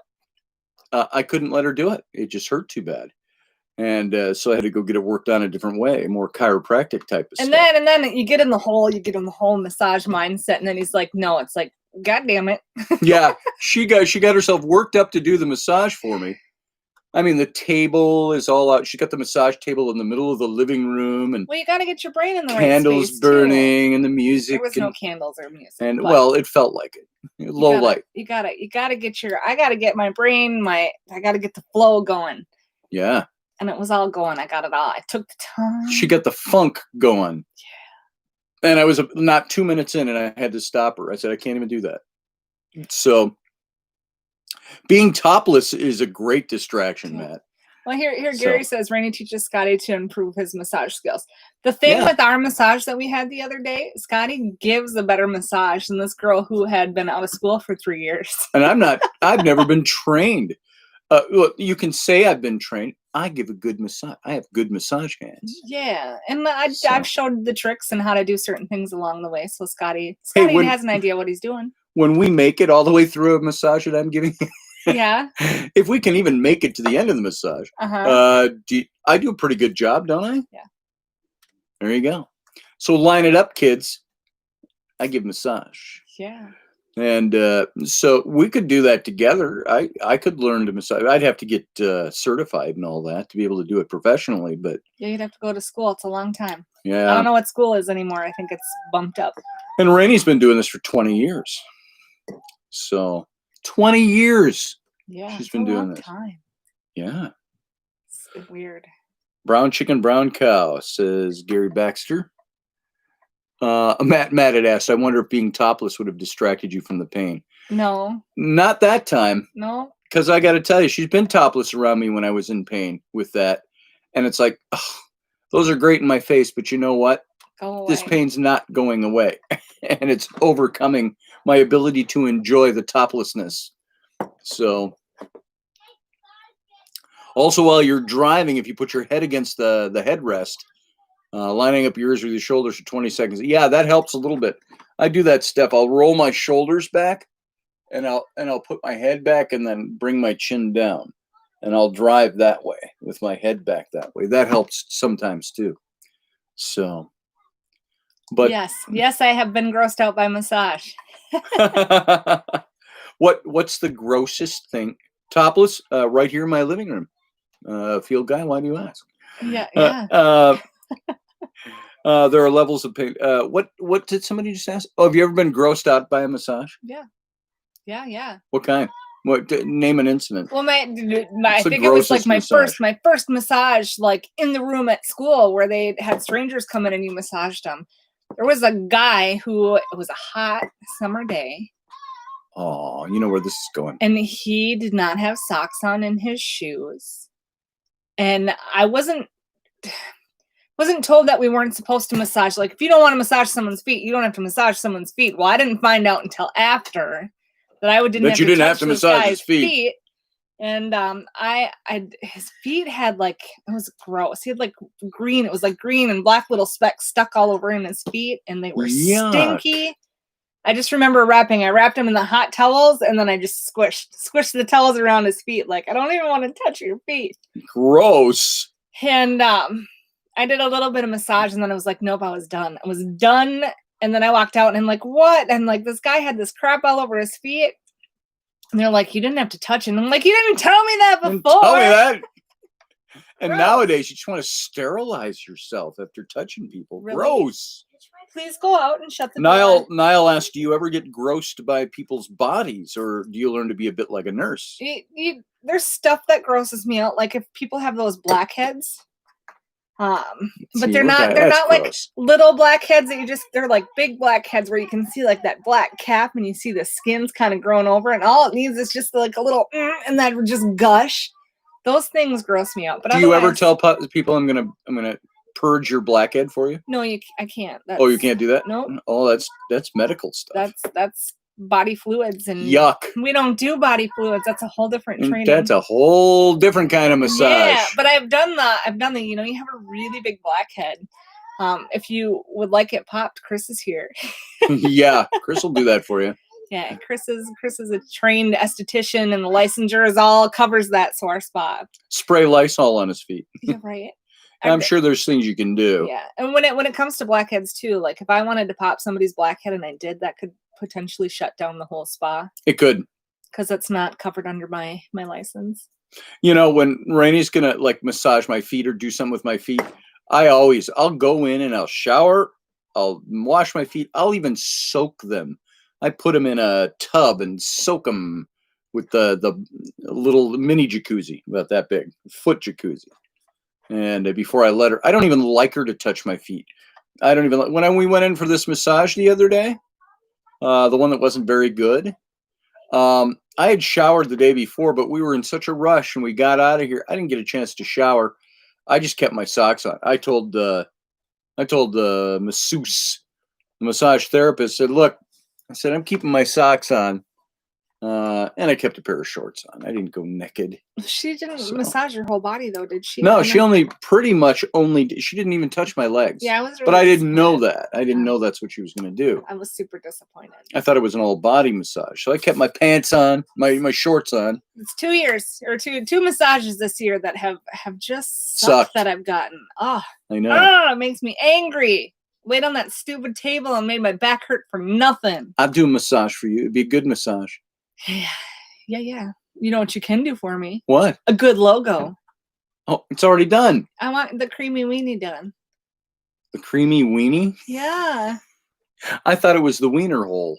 No, I want creamy weenie because I want to buy that bus. There's a bus I saw. Yeah, Scotty will not dangle for your delight, says Gary Baxter. I try not to. So, no, generally with guys, me with my wife, when I would massage her, it would be very rare where the times are going, okay, I've just got to get into a medical mindset, because I start, frankly, let's just be grown-ups here. You start touching her naked body and rubbing her naked body with your hands. I have a hard time compartmentalizing. Let's put it that way. There are times I can accomplish it though. So, swing, that's right. And so there is that factor. And so I think that's why I don't get to do a lot of massage for her, because she's like, I remember the last massage. She's going to be a massage or a Scotty massage. Yeah, I want a massage, not a Scotty massage. Yeah, Scotty massage is like, okay, we work your shoulders and your neck and down your back for about 6 minutes, and then you got to flip over. Oh, I'm done. Let's go.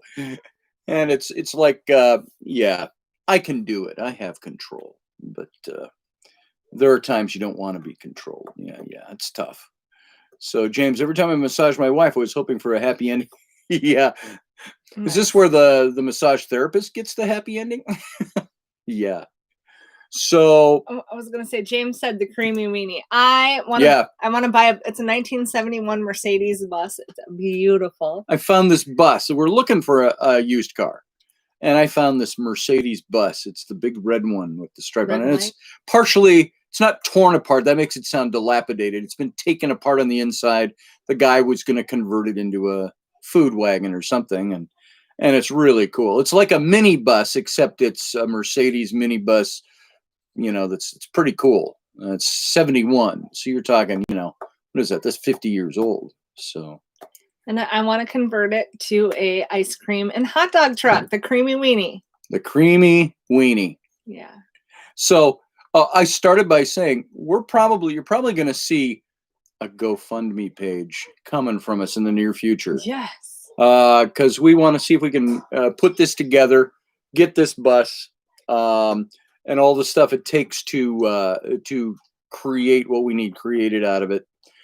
You know, I would love to see it be a camper to take the kids on weekend trips or go on a little camping trip with it, and also a food bus. There's great things you can do with it. Well, it can't be both. It's Oh, it going to can't? either be a food truck or it's going to be a sleeping camper. I don't think you realize that there's state laws on everything, especially Oh, that's if right. it involves food and sanitation. Yeah, especially. And so, yeah, okay, so it'll be a food bus, but it's cool looking. And so we're looking for that. So keep your eyes open for a GoFundMe coming up. It'll be probably t-shirt related, like make your donation, Or, get a t-shirt. Rather than a GoFundMe, it'd probably be an Indiegogo for business. Because you go Kickstarter, you got to make every penny to be able to keep it. So an Indiegogo, you can set the goal as get as much toward our goal as we can on this. So we'll probably put something up. And James pledges $20 already for the boy. Creamy Weenie. Boom! Yeah. See, those are some of the names to the Creamy Weenie one. I forgot about that one. I thought she wanted to call it. She wanted to have a hot dog truck and call it just the Wiener Hole. This is the Wiener Hole. And so, and the dog just pushed her way in here. And so the Creamy Weenie it is, huh? Can we shut the door? Thank you. Steph No. says, sorry, just walked by the TV. She says, oh, the craft is on. Score. Nice. There you go. So we'll let you know when that thing gets going. And yeah, the Scotty and Rainey show. Hey, Dark Huntress. Yeah, hi. How you doing? Good morning. Yeah, we're almost done. We've been doing this for an hour and 20 minutes already, and I'll probably do a couple of readings toward the end here. But Well, I need to start getting ready for and Rainey's got to start getting ready. camp in the snow. Take the little girl Ugh. to the snow is lightened up a bit. It's not sticking on the ground. You'd think it would, or it was light enough that it just didn't accumulate.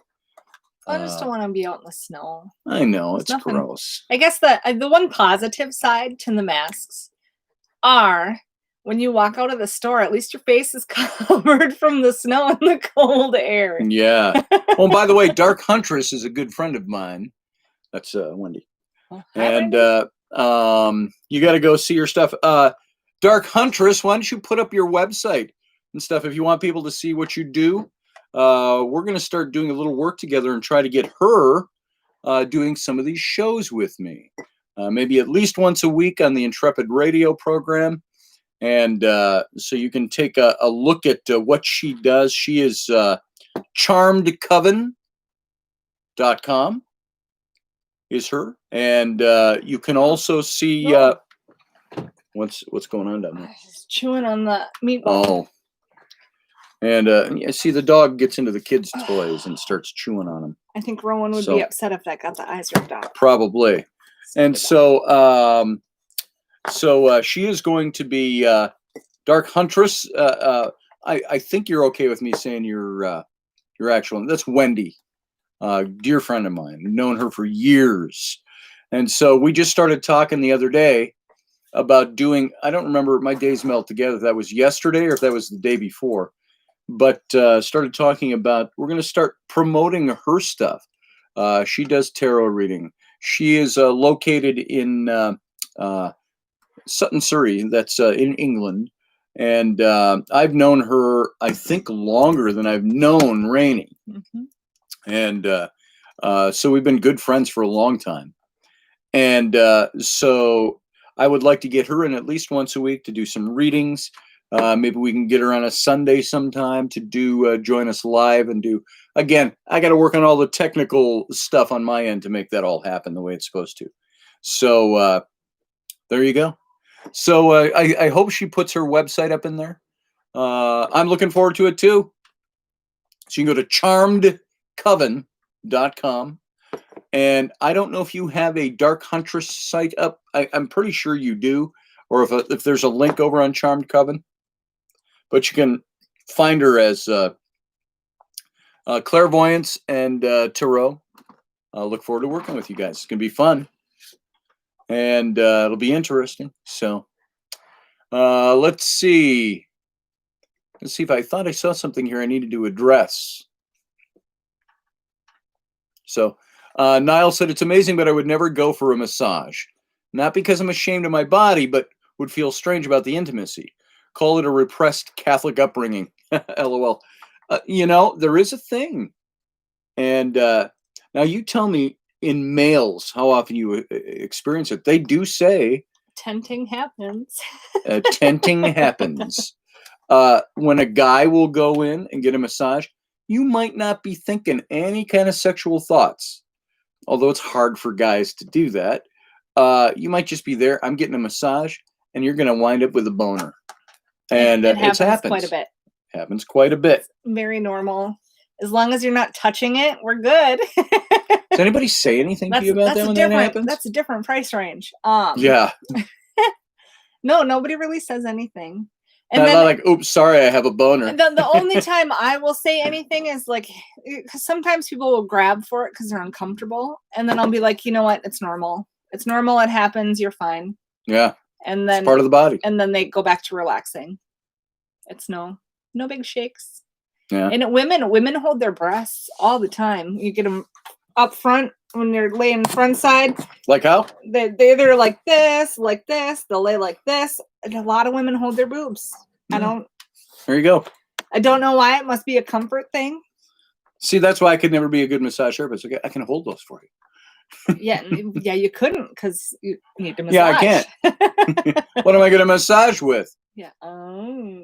Not that. That's a Scotty massage. Yeah.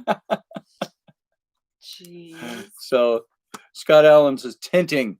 Yeah, tenting. So yeah, it happens. And that's something I had when Kelly Jo was my roommate back before we were dating. And Kelly Jo was a massage therapist. Kelly Jo was a hot little number. She was a lot younger than I was. She was my roommate. She rented a room from me in my house, and she offered to do a massage once. I mean, it sounds like the beginning of a porn movie. I know rent's due, but I could do a massage for you.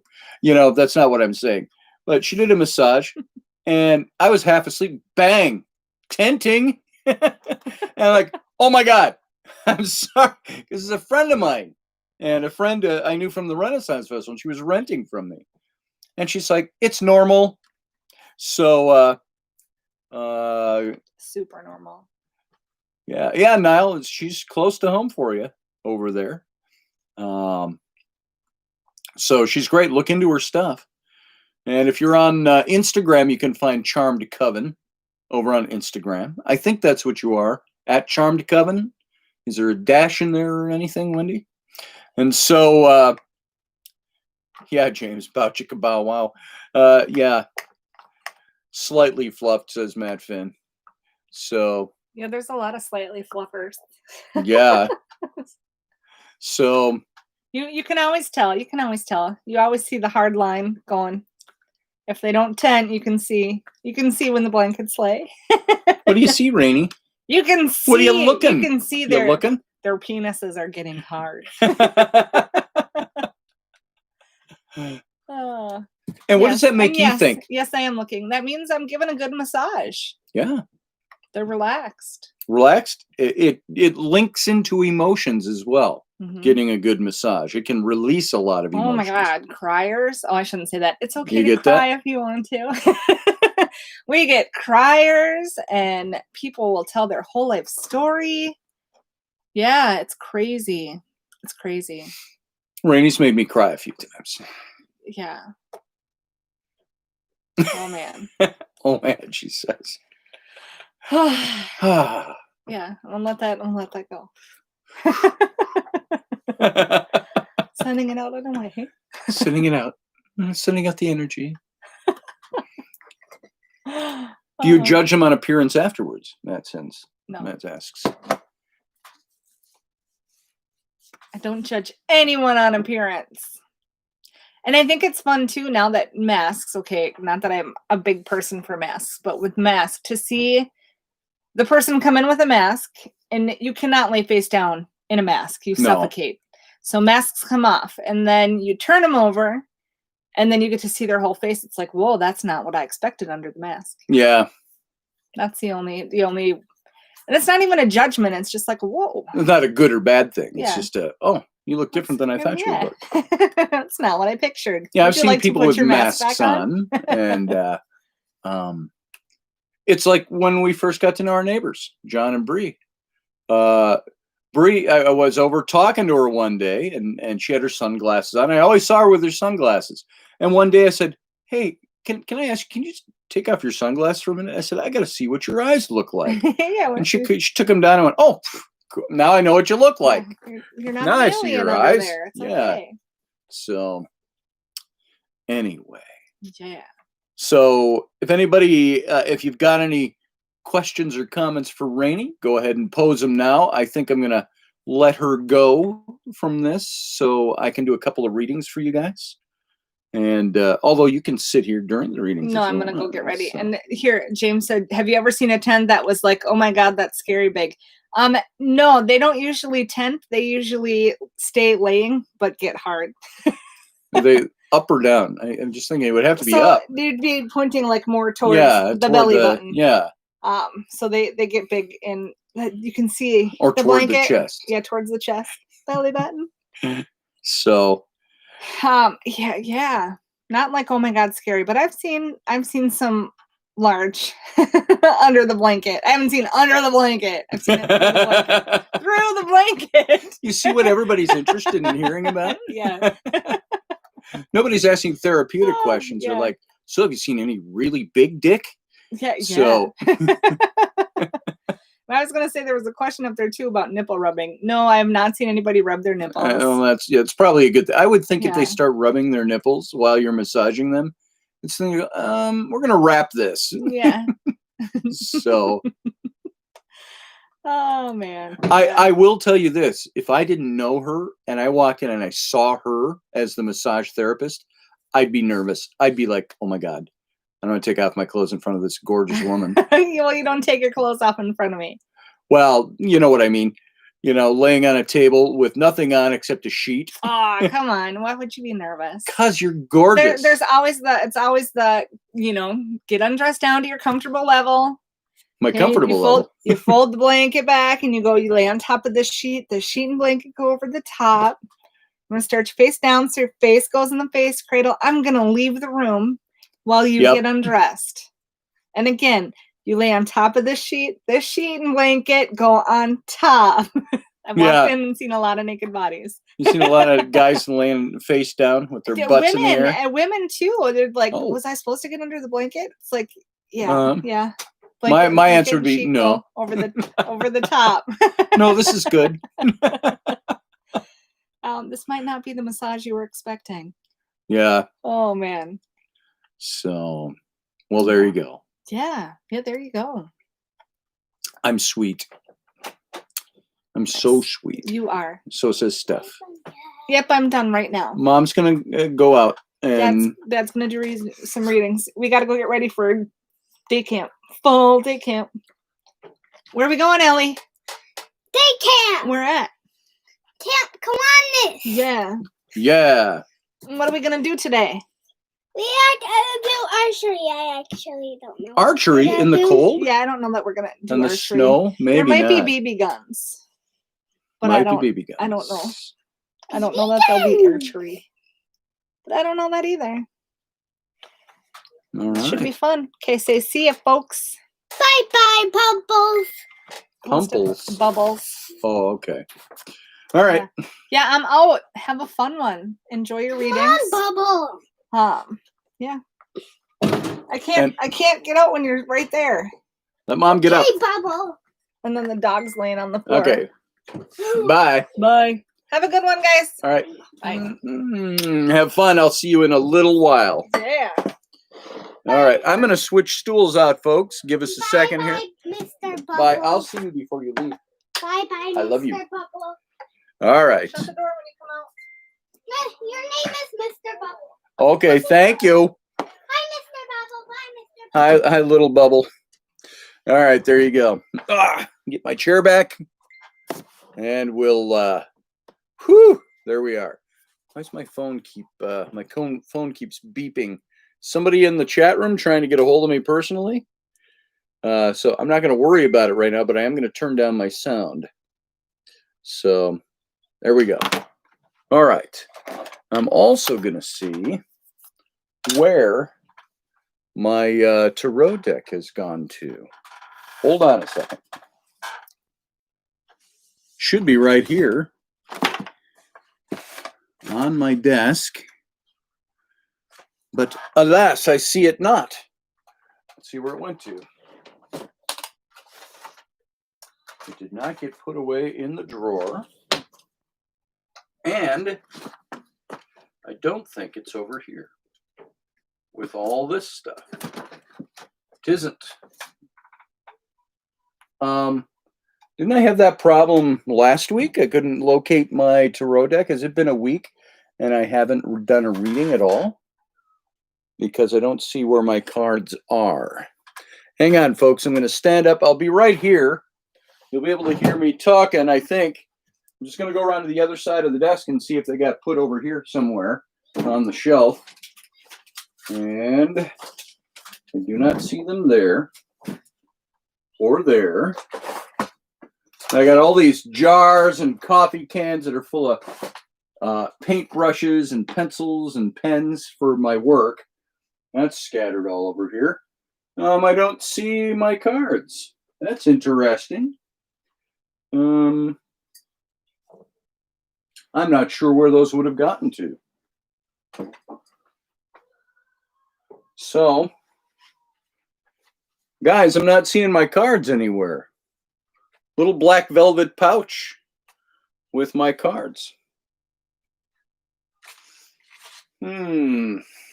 Because they are the cards that I use the most, I could go get another deck and grab another deck here. Hold on. See where I've got another deck. Hold on. I'm going to go out in the other room and grab another deck of cards. So hang on.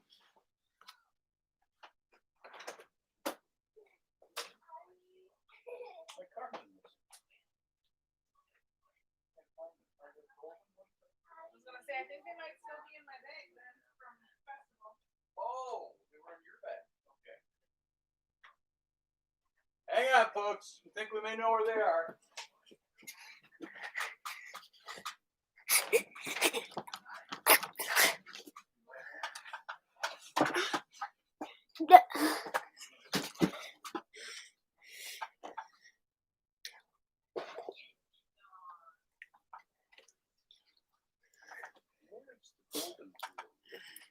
I see that all the time.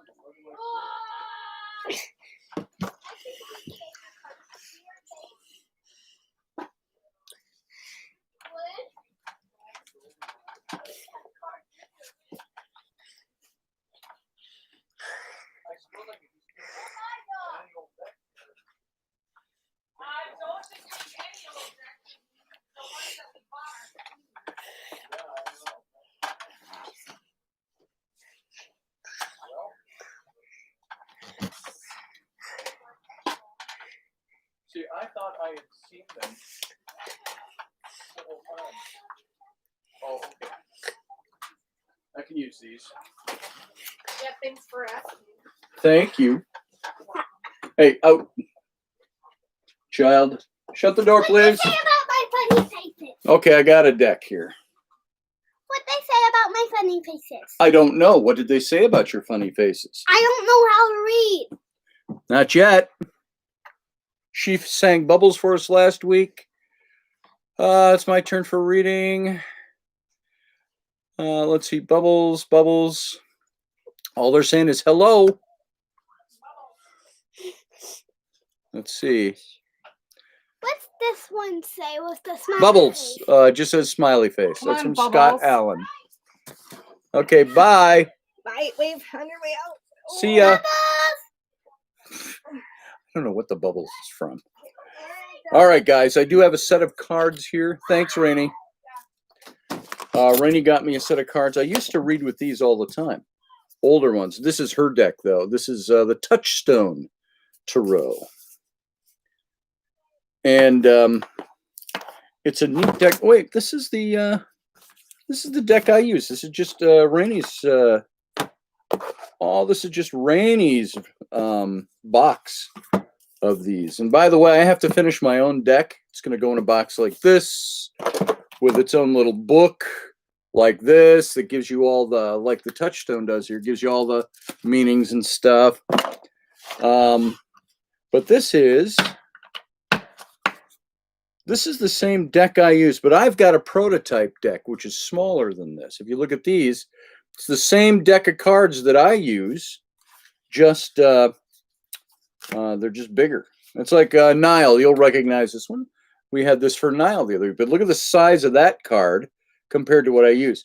The deck that I use is the same deck, except it was a prototype that was given to me by the author of this deck, and Cat Black in New Zealand. And she gave me a deck, and it's smaller than the actual published cards ended up being. So we'll give this a shot here. This will be the same deck of cards, but a different physical deck that I'm used to using. Okay, and James, you're going to be first, I do believe. So leftover from last week, we had to push you out. So and Morgan's going to be on that list, and somebody's compiling that list. I can't keep track of the list, so I have my friends and my moderators that help do that. So James, we're going to do you first, and you can see this is a brand new deck. I don't know that this has ever been shuffled up and used the way I do it. So it's going to be interesting, and they're bigger, so I can't really shuffle them the same way. I've got to do this a little differently.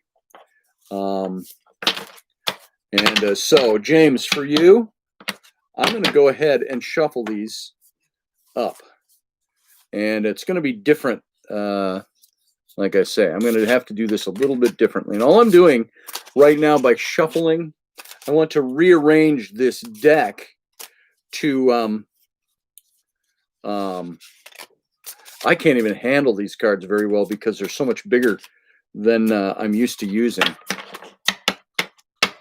I don't know if you can tell the difference just by looking at them on camera here, but you can see how much bigger that card is than what my deck is. So again, my deck was the prototype of this deck. So it's they were printed smaller. These are printed large. All right.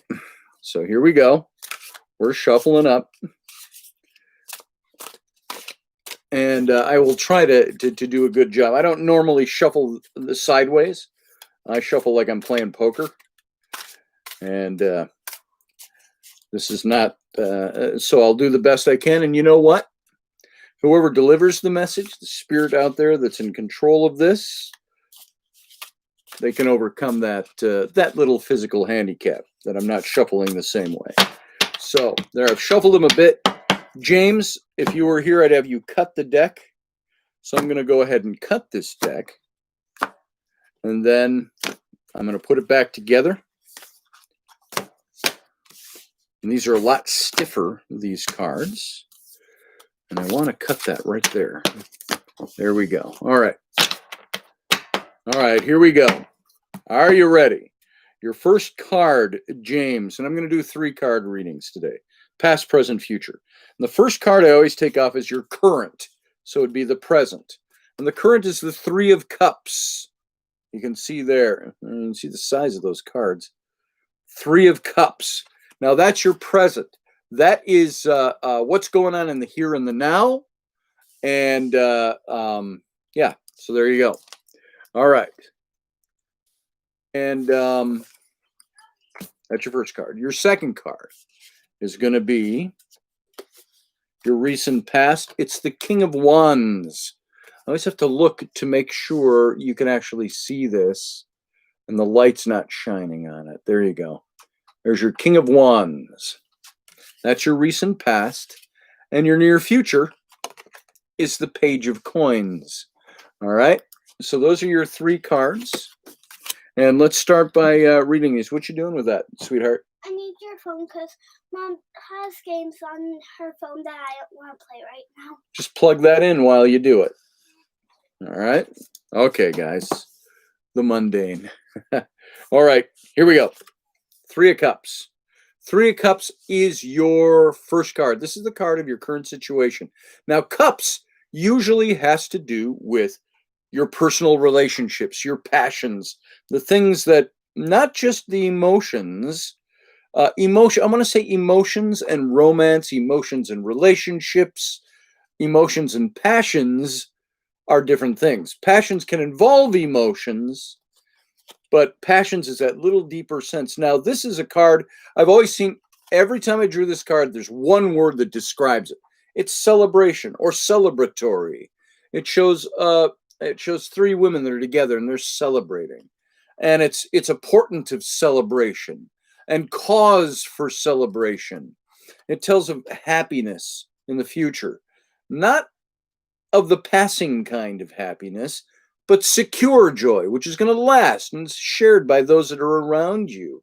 And it's commonly associated with the completion of a meaningful project, or even more likely, it's like a birth, either a physical birth or a metaphoric birth. So it's either a baby or it's the birth of a great idea, a great thing that is causing you joy and causing you celebration. And this is the idea that these long dormant talents that you have are really beginning to influence your present and your life, the work that you've done. It's beginning to influence your future even. And you might find richer rewards by investing more of your experiences than you've previously done. And there's an abundant energy that's gathering around you with this card.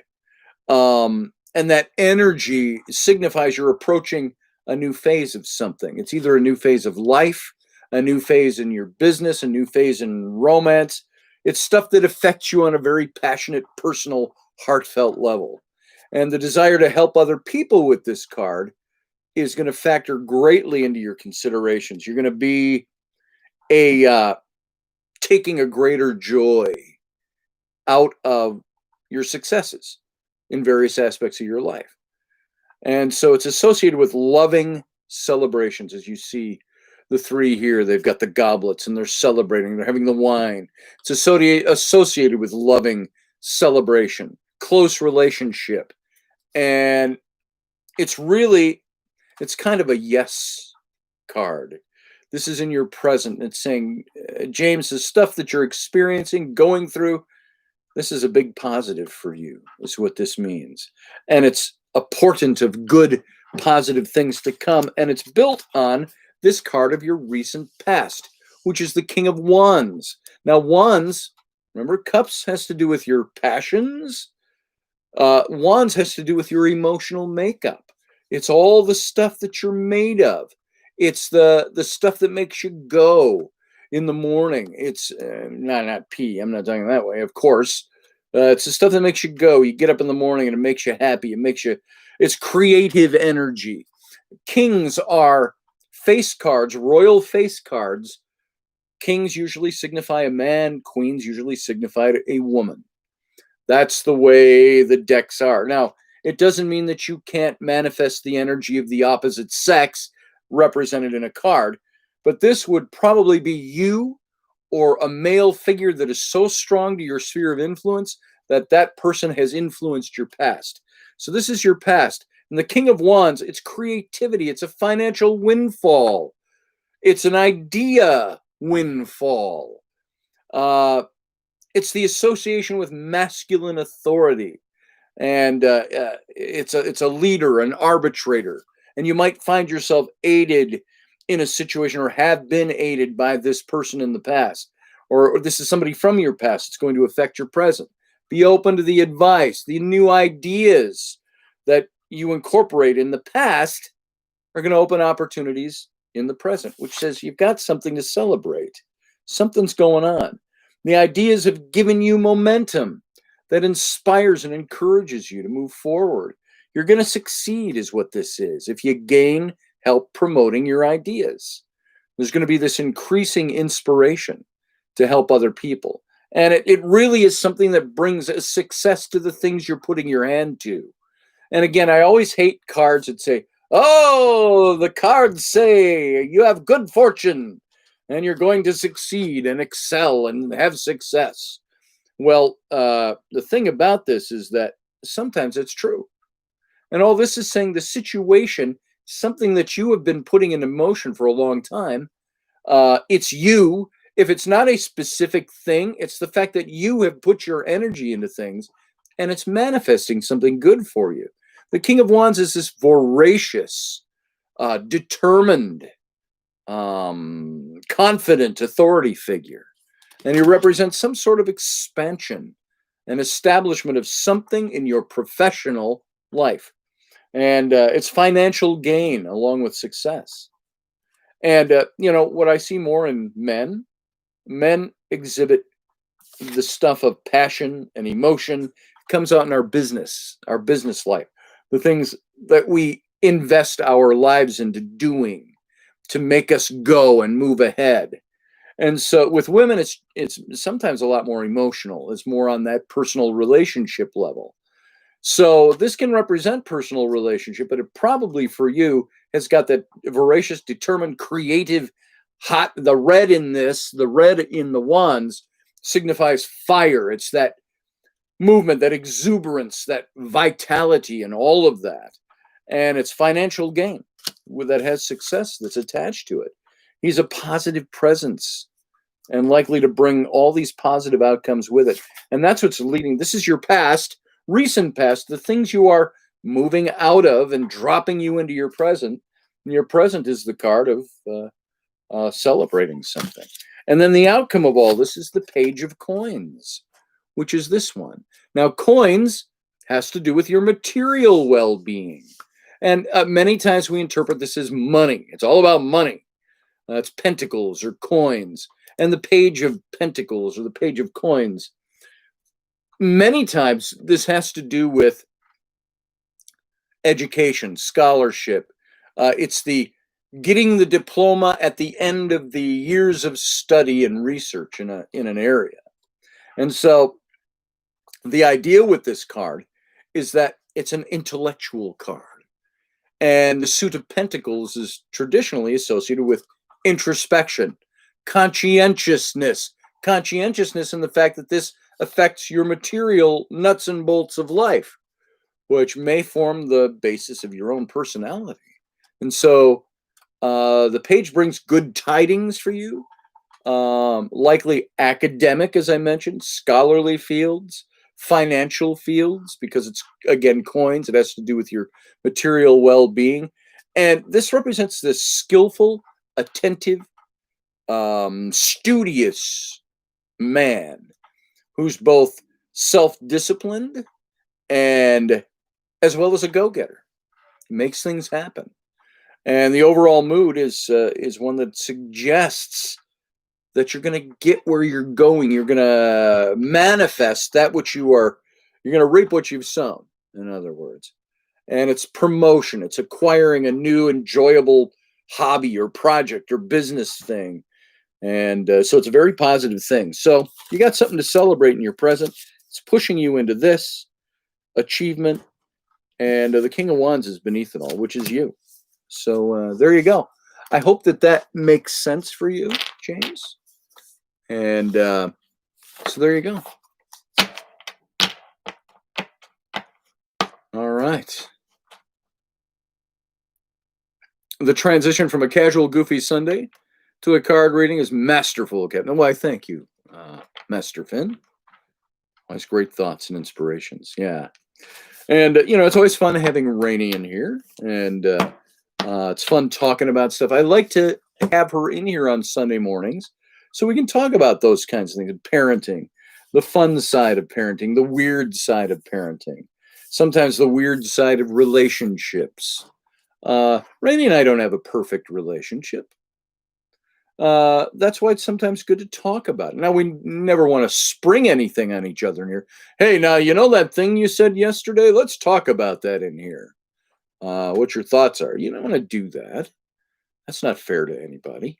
But we try to over the weeks, hit the kinds of things that we deal with, that we talk about, and so on. And so trust me, we have our issues, and things that I hope to see get resolved, and she hopes to see get resolved. But and I've got to say, what's today? The 25th?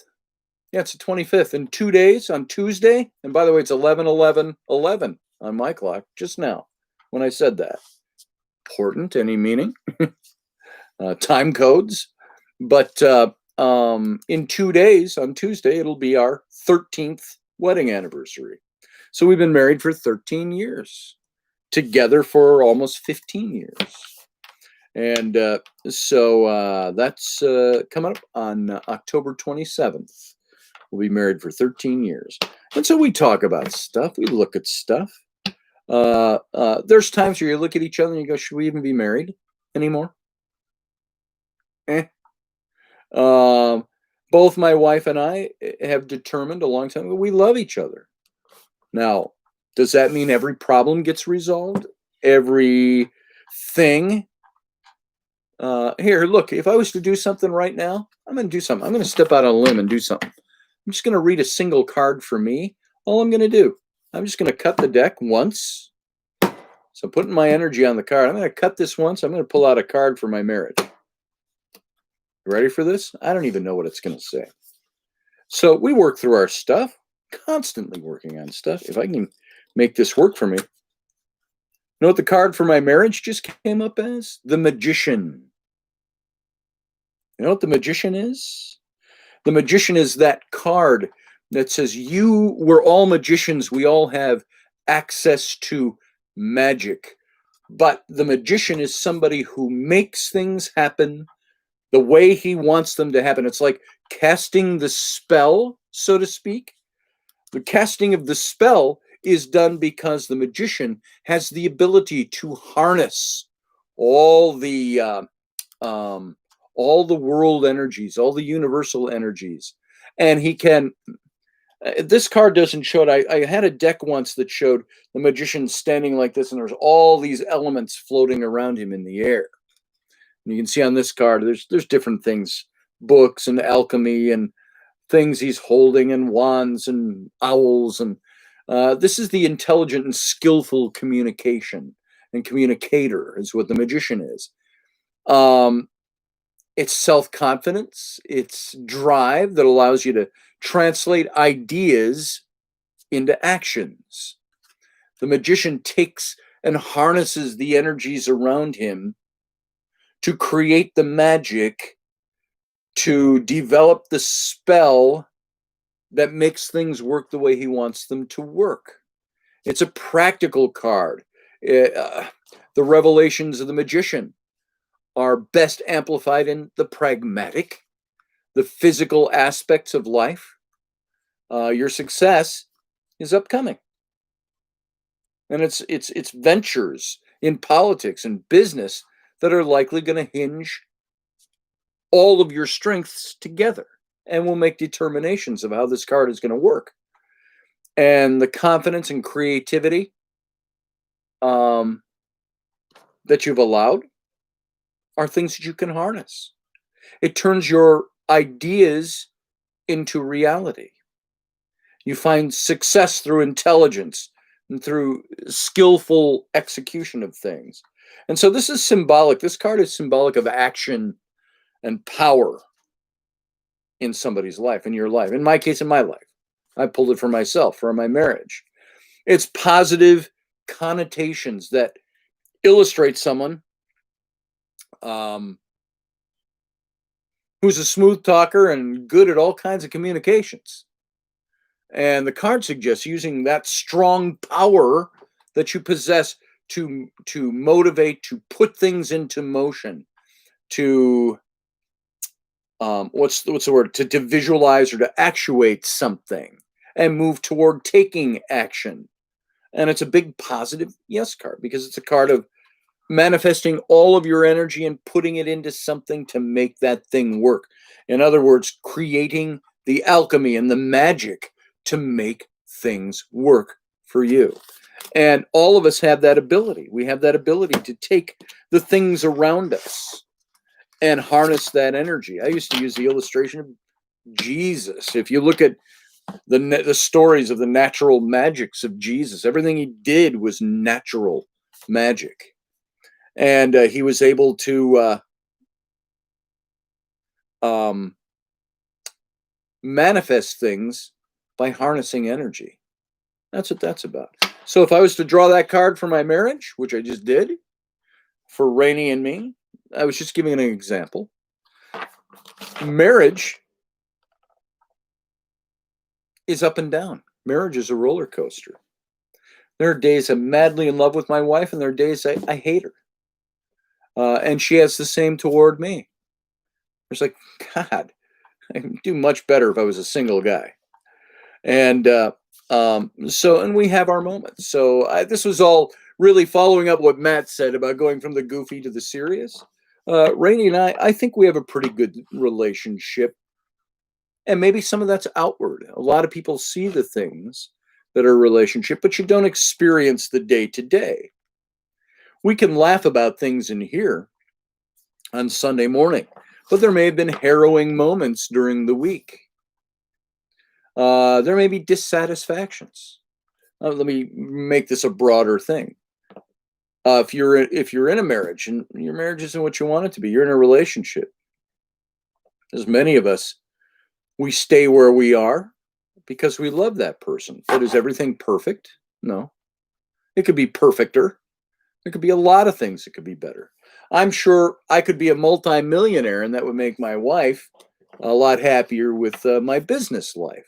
My business life is a roller coaster. It always has been since she's known me.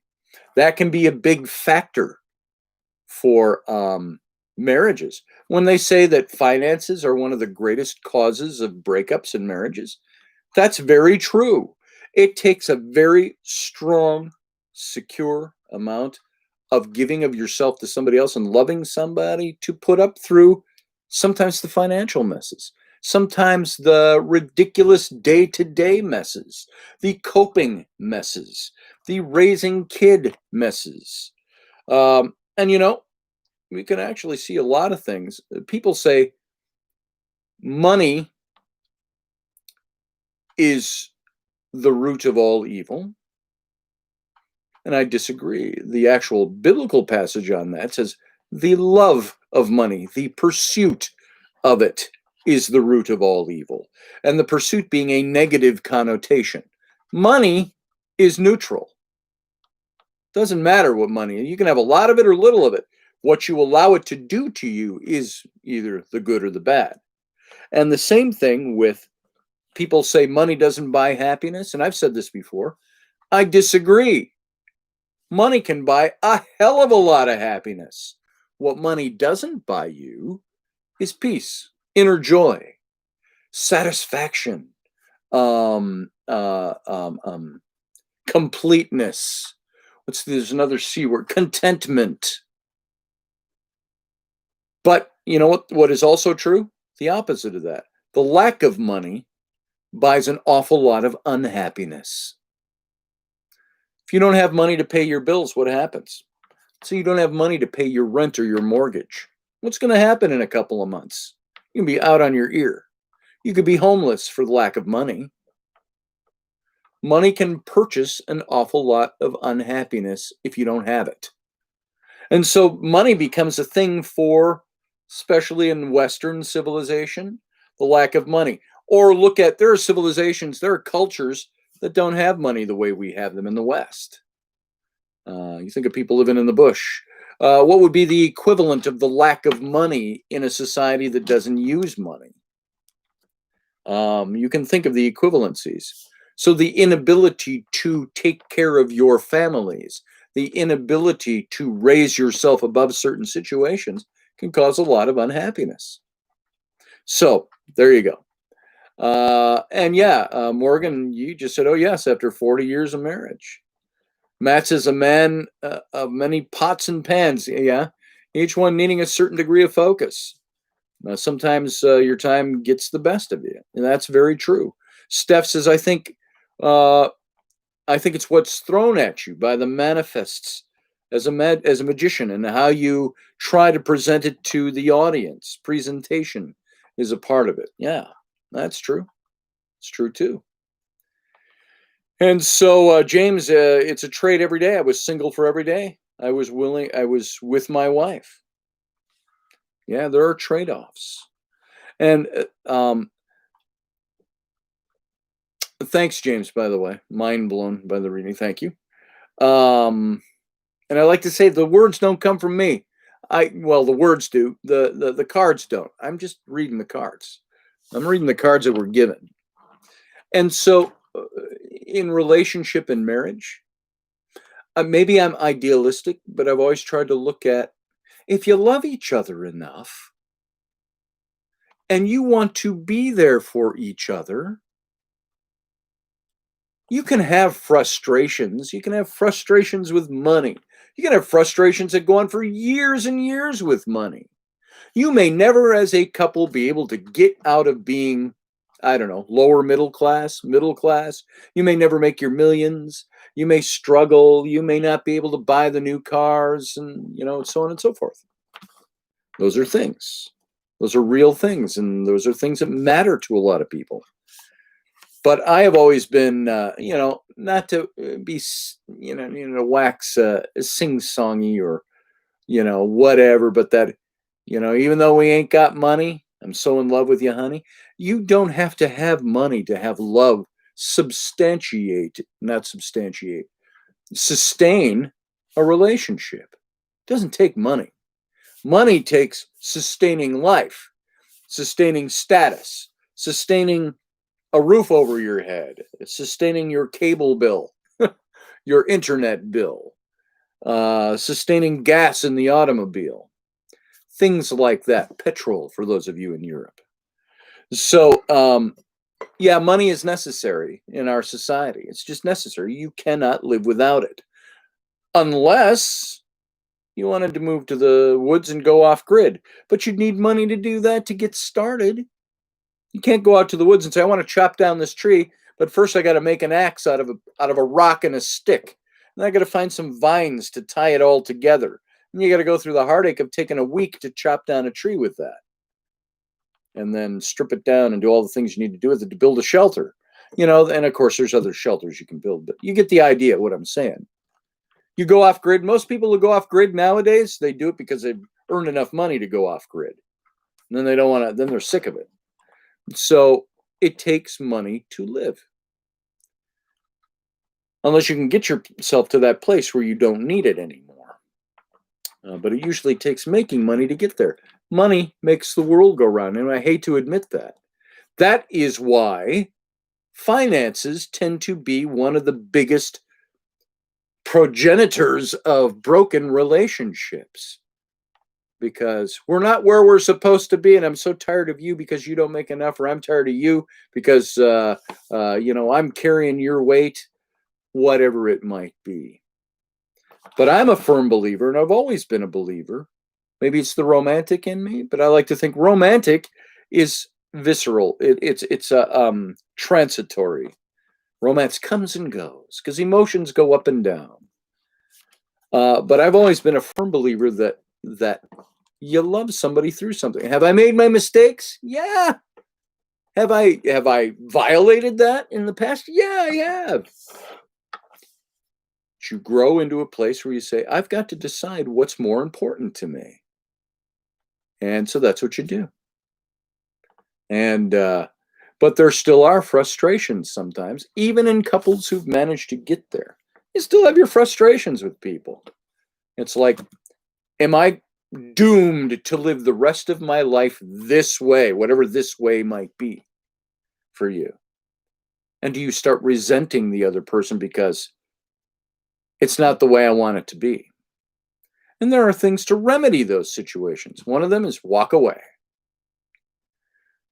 The other is, what's the importance you put on the relationship that keeps you there when you could just walk away? These are all things that normal thinking, critically minded people go through in normal, everyday relationships. So Audrey says, I don't like the fact, I really don't like the fact that I'm so dependent on money, but I like to eat and have a roof over my head. Damn straight. In our society, our culture, you cannot exist without money. Now, you can exist without having to earn money if you've got enough stowed away or you've inherited a shitload of it. Then you don't have to worry about making it. But we all need money. We need money to exist. It's just the facts of life. Unless you've used your money, like I already intimated, you use your money. You've gone out and over the years, you've built your nice cabin on your acres out in the wilderness, and you've prepped it so you could live the next 30 years off the land and off grid. That's a lot of work. But you need money to get there. So money is always something that we have to work with. So who's next? I think I've pontificated on that enough. Did I see that Audrey is next? Barry, Audrey is next, says Morgan Snow. Have I got everything in order here? I thought I saw somebody else, too, before Audrey that was looking for one as well. But I'll just go on what you guys are saying. Yeah, Steph, a Grizzly Adams sugar daddy. Boom. So let's do Audrey. I don't see anything different. Okay, I'm going to do my wacky shuffling here because I got this big, much more oversized deck than I'm used to using. It's the same set of cards, same published deck of cards, just this is the published version versus what I use, which is the smaller prototype version when she first printed them out to see how they were going to work, and then she went and had them published and by a bigger company. So that's the deck I have from Cat Black. This is the same deck, the Touchstone, that I use. Because somewhere along the way, I've misplaced my cards. And I don't know where. They're going to be laying somewhere. I'll find them eventually. But this will work for now. So, Audrey, I'm shuffling up for you right now. And in a minute, I will cut the deck for you. Okay, I don't like shuffling this way because I'm uncomfortable shuffling decks that are just too big for me to wrap my hands around here. See, because these are large enough that, and it doesn't really separate the cards the way I want. But again, that's my handicap. It's not the handicap of the universe. The source of the messages, they can work through that. Trust me. I've had people say, do tarot readings work over the phone? Well, yeah. I don't think spirit, I don't think the universe, originator, whoever's delivering the message, I don't think they need a phone to deliver the message. Same thing. That's why we can do this on the internet. All right. I'm going to cut this deck for you, Audrey. I've talked enough that I see it's an hour after I first said to Rainey, we're going to have to start doing readings. That was at 10:27. It's now 10:29. Look at that, or 11:29. Look at that. So I'm going to put this deck back together for you the way it feels right, Audrey. And if you were here, I'd be having you do this. Boom. There we go. All right. Your first card, Audrey. Let's do this. Let's move this to one card readings so I can fit a few more in before we call it quits here. So I'm going to do a one card reading for you, Audrey. And I'll do it just like we did with the Magician card for me. All right, here's your card. Oh, no, we've already had this. The King of Wands. You see this card? The King of Wands. Audrey, this means that there is either a man in your life or you are exhibiting the characteristics of this king in your own life. And you remember what we were saying about this king? This is the guy that's got the energy, the motivation. He is the one that really kind of puts shit together, in other words. And the King of Wands is this guy who is it's significant of financial windfalls, of profitability, of taking creative energy, of yours, your creative ideas, the things, your bents in life, and making those things work for you. But it's got a masculine energy behind it, which means there's either somebody that is close to you in your sphere of influence. It could be, I know you're not married, so it's not a husband, but it could be like a dad, a grandfather, an uncle, a friend, a boss, somebody that's a male figure in your life that represents this guy. Conversely, when men get the queen cards, it's like having a wife, a mother, a grandmother, an aunt, a business associate, a boss that does those things for them. So there's not a subservient role here amongst the sexes. That's not what I'm talking about. You need a man to get you ahead. That's not what this card means. It means there is a man that is part of that. And if it's not a physical man, the king is something that's represented by your own personal traits, the things you bring to the table. You are the one that has this authority. You are the one who is the leader, the arbitrator. You're going to find yourself in a position of solving a dispute, solving a problem in your own life. Now, it might not be a crisis thing like, oh my God, there's this problem. No, it might be the problem of making a decision on what is the right thing to do or the right direction to go. You're that problem solver.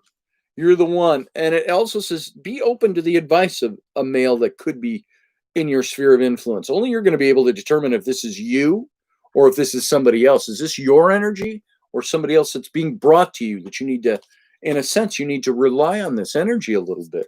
And this is the thing that talks about all the ideas you've incorporated in the past, all the opportunities.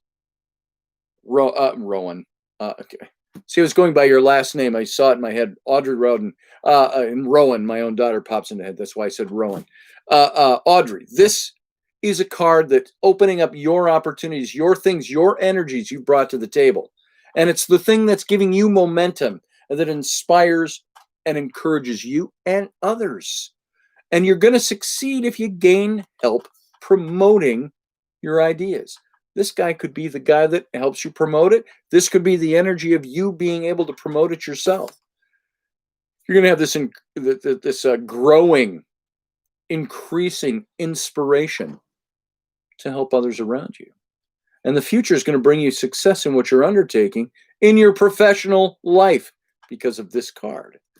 Good investments, prudent spending, all this stuff outweighs the risks you take. And the strong conviction that you've shown is going to grant a lot of opportunities. And so this is voraciousness, a determined nature, confident, authoritative figure. It's either somebody that's helping you or somebody that you have become, and you're this person. It's that expansion, that establishment of something in your professional life. It's financial gain along with success. That is the manifestation of this positive presence, and it brings out positive incomes.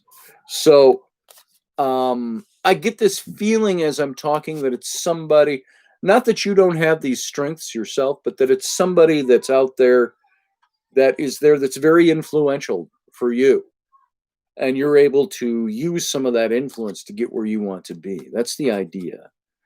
So hopefully that makes sense for you, Audrey. Hope that works. All right. Who's next, by the way? Hey, Truth in You. You're grateful for Scotty Show. Thank you. I'm grateful that you're here. So, Barry Chad, how you doing? I think, Barry, you were on that list, aren't you? Steph says, hey, Scotty. Hello. I missed your meeting there. Audrey, again, Scotty, we need to get on that logo then. I need to get this rolling. That's awesome. Let's do it anytime you're ready. So let's see. Who's next today? It says Morgan. Then Morgan. Spot on. I know exactly what needs to be done. Good, Audrey. I'm glad. I hope that works for you. Audrey, then Morgan. Okay. Here we go. All right, Morgan. Looks like you're up and you are on deck. Here's what I'm going to do. I'm going to do it like I did for myself. I'm just going to cut the deck and pull the card that comes for you. So, Morgan, you're going to put your energy into this deck. If you were here, I'd have you put your hand on the deck and cut it. Let's just do it. Boom. Here's your card. You got the 5 of Wands, Morgan. 5 of Wands. Again, Wands is the suit of your personal emotions, the things you bring to the table to make you go, to make you motivated. It's not passions. It's energy. It's emotional energy. The red, you're going to see red in every one of the Wands cards in this deck, whether it's on the clothing or a curtain or something, because the Wands is the suit of fire and energy. All by itself, it's the suit of exuberance, fiery energy, excitement, all those things brought to the table. Now, this is the card, the 5 of Wands is the card of, if you look in the background here, you see, let's see if I can do this without the light shining on it too bad, reflecting off of it. See the guy in the cards holding his wand, but in the background, there's all these other guys with wands. They're all fighting each other, like quarterstaff fighting. And the idea with this is, and you look at him, he's not in the fray. He's just looking off here. The guy that's the object of the card, he's right here. He's looking this way. And the thing about him is he's not in the fray. The fray's going on around him. The idea with this card is that there's all these niggling, gossipy fights that are going on around you. But you don't have to insert your hand into them is the idea with this. This isn't really a welcoming card. It just means you're going to be in line right now for struggles and aggravations. Not that you are part of them, but that it's going on around you. So it's almost like the talk around you. Oh, look what's going on with Morgan's life. Look what she's doing. Why is she doing that when she should be doing this? And it's like the niggling little absurdities that go on around us that draw us in if we let it. And so this is a card that says around you right now, Morgan, are your surroundings. There's areas of your life that are going to be subject to all these outer conflicts. People telling you what they think is the best thing for you to do and criticizing you for not doing what they think should be the best thing for you to do. And you can console yourself with the fact that a positive solution isn't outside your reach to all of this, because this hasn't really hit you. It's going on around you and it affects you. You just have to be prepared for the possibility that getting to where you want to be might be at a little bit of personal expense. You've got to step in and use your negotiating skills or use your ability to, what's the word I'm looking for? Not negotiate, to, oh, darn it. Why am I'm skipping on the word in my mind. You're the arbitrator. You're the negotiator. You're the, it'll come to me in a second. And so all of this is boldness of character for you. It's a valuable trait, but when you use that boldness in moderation, meaning you don't always have to put yourself back here in the fray. It's going on around you. Let it go. Let it do its thing. And you insert yourself when you have to. You have to be the person who brings diplomacy. That's the word I was looking for. Your diplomatic nature. That side of you has to come out. And this is all about miscommunication, misunderstanding, misperception that create obstacles for you from other people outside of you. And so there can be an opportunity in the future that requires you to tame your boldness in order to succeed. And none of these people back here in the background are any of the people that can decide the actions for you. They can't decide what you have to do. So you have to rely on your strength, your boldness to achieve what you need to achieve. And this is a card that's really highly suggesting that you're being challenged in some way. And you have to defend yourself against the others. Now, it's not like if you go 2 cards up in the deck in the Wands, you got the 7 of Wands, which shows the guy on top of a hill and all these staffs coming up at him and he's defending himself against them. That's not what you're doing yet. You don't have to stick yourself into the fray yet. It's affecting you from the outside. And you're going to have feelings of struggle, feelings of anxiety, all kinds of overall unease are going to go on for you right now with internal battles. Some of them may not have even manifested themselves yet. And so there's a negative foreboding with the card, but it's not a negative foreboding that you cannot overcome. This is the thing is, don't let yourself be drawn into the fray. You use your power to go into the fray when you need to, and realize this is just the bullshit that goes on around you. And I don't know if any of that applies to what we all know about your family life, what's going on in your situation, but to me, that could be a strong indicator that there's always somebody back there wanting to tell you how to do and how to live your life, do what you're supposed to do. It creates arguments. It creates people feeling like you're not listening to them, but you have to be the person that goes, hey, this is me. This is my life. I don't care what you say anymore. This is my life. Dun, dun, dun. You get your own life. Leave me alone. And so there you go. That's what comes to my mind with that. So I hope that's helpful. All right. Now we got, who was next? Barry? Was Barry Chad next? I keep seeing Barry's name popping up. Barry, were you asking for a reading here? Or not? So, truth of me, diaper changes. Hey, good luck with that. I've changed 1 million diapers in my life, at least. And I'm not exaggerating. So, I've been pooped on, peed on, thrown up on. And many times in my life. So I just never want to be the person that anybody's got to change my diapers ever. Drag me out to the pasture. If I can't poop on my own, and you got to wipe me and take care of me in that respect, oh my God, put me in a home with people you can pay to do that and come and visit me every day. I don't need to be somebody in that position. Or drag me out to the back 40 and take me out of your misery and bury me. So there you go. Okay, yeah, Barry. All right, Barry, I'm going to do the same thing here. Not even going to shuffle. I'm just going to cut the deck where it is. We'll draw a card for Barry. Boom, you ready? Here it comes. Barry, I got the 10 of Cups. Look at that. Now, if that's not a positive looking card, nothing is. It's 10 of Cups. This is kind of a culmination card, a culmination of all the passions and all the things that you put into life, all the things that you want to have happen, all the things that you're working toward. This is a card that says you can expect to attain a long-term goal if you find this card representing who you are right now. This is the attainment of something you've been working for.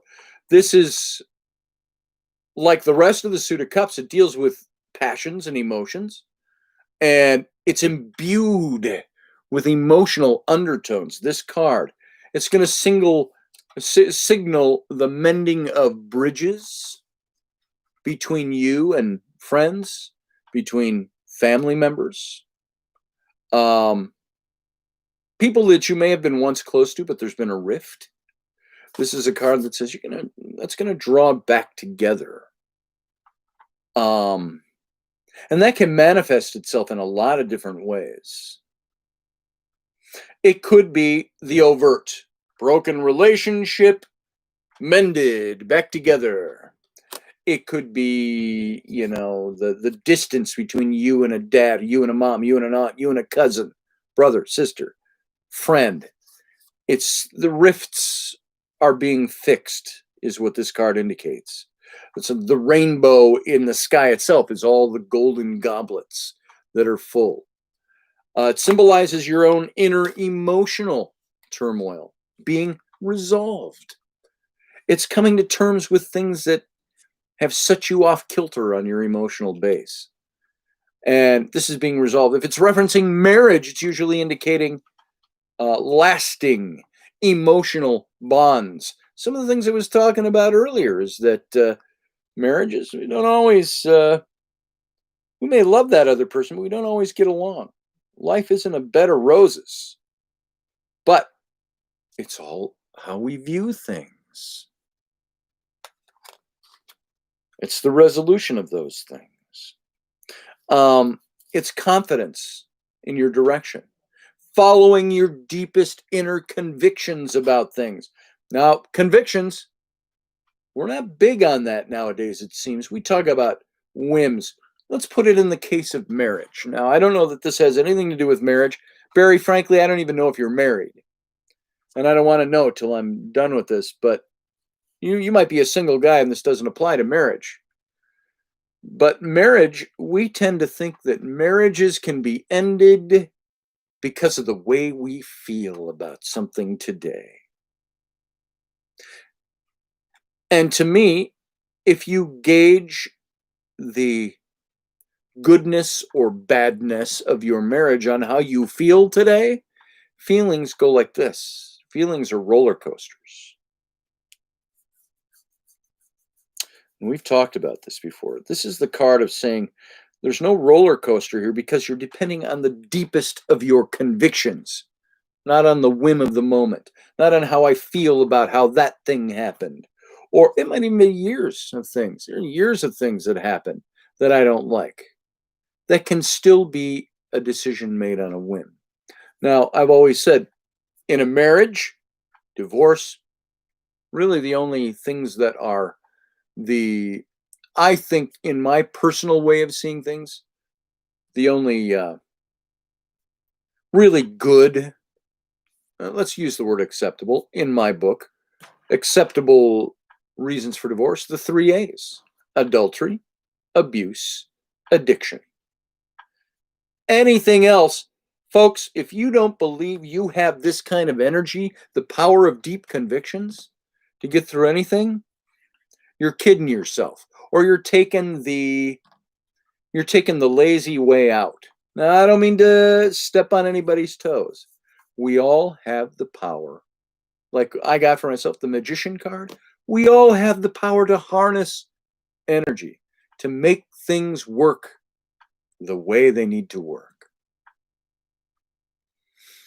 Now, I'm not judgmental. I'm not going to point a finger at you if you've got a reason for that doesn't fit into the 3 A's. I'm just saying, anything other than the 3 A's, we've got the power to we even have the power to overcome those things. It's all what we want to do. And the want to do is hinged to your personal convictions. Barry, that's what this card is about. It's about your personal convictions. Those are the things that propel you forward, your personal convictions, not whims, not feelings. Sometimes facts don't give a rat's ass about the way we feel. Facts are facts. Feelings are feelings. The commitment and your comfort and authority have allowed room for recognition and success to manifest in your life. And a new understanding is going to start to begin for you. The task, the event, the journey, they bring about for you, Barry, the beginning. This could be a long-lasting friendship, a long-lasting relationship.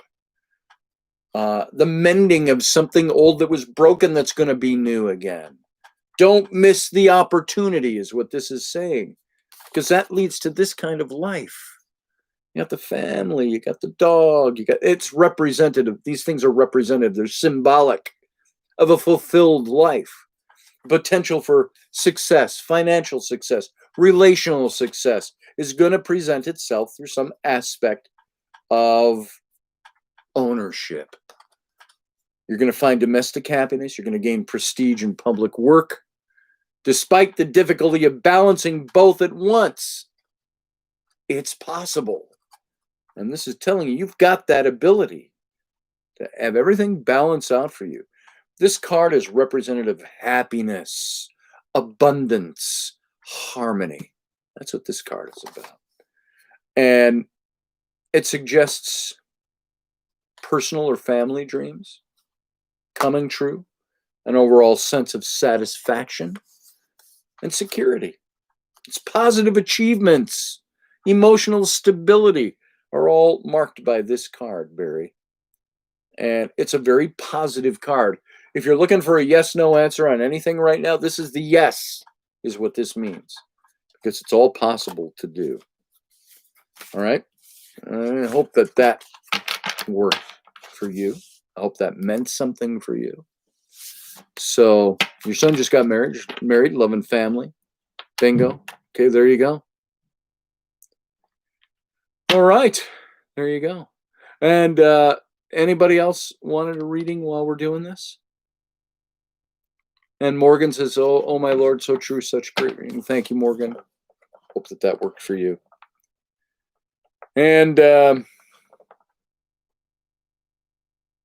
so if there's nobody else lined up right now, I think we'll kind of wrap this for today, because we've been going, oh my God, almost 3 hours. I get rainy in here, and sometimes with the kids and the interruption and all of that stuff, time drags by a little weird. So we've got almost 3 hours today. I think we'll call it for right now. Guys, look out. I'm doing some things with my YouTube channel. I'm going to try to build this channel up. I'm going to start offering memberships in the channel. And you don't have to be a member to see the daily videos. All right? They're always going to be here. You're always going to be able to see the archives in the past. You're going to see the daily show and the Sunday show. But the memberships are going to allow you to get some extra perks and some extra things. There's going to be, I'll put it to you this way, and I'll make a video in the next day or so here that's going to announce all of this stuff. But there's going to be $1.99 a month membership. That's just the standard Intrepid. That's $2 a month to listen to this show. I get about 70% of that comes to me, the rest to YouTube. And then I'm going to have a $4.99, I think it is, so $5 a month for that really bold, expanded private thing. And we're going to do extra videos that are going to be just for the private. We're going to do a show and then say, now you can catch the rest of this show if you're a private member. And I'll break those down for you, and I'll give you what those are for. And what that does, it allows me to help monetize myself with all the, do you think doing a show a day, an hour a day, isn't a lot of time to talk? And it's research time, it's doing stuff, it's trying to make it sound good, look good, blah, blah, blah. All that does is it gives you the ability to get something a little more. But again, you don't have to be a member of it. You don't have to put out a dime to listen to the daily shows. This is just for the extra stuff that we're building up. And so I'm going to give you some more of that. Good, Barry. I'm glad that resonates for you. That's good. Let's see. Oh, Steph was next. I can do some more. I got them right here.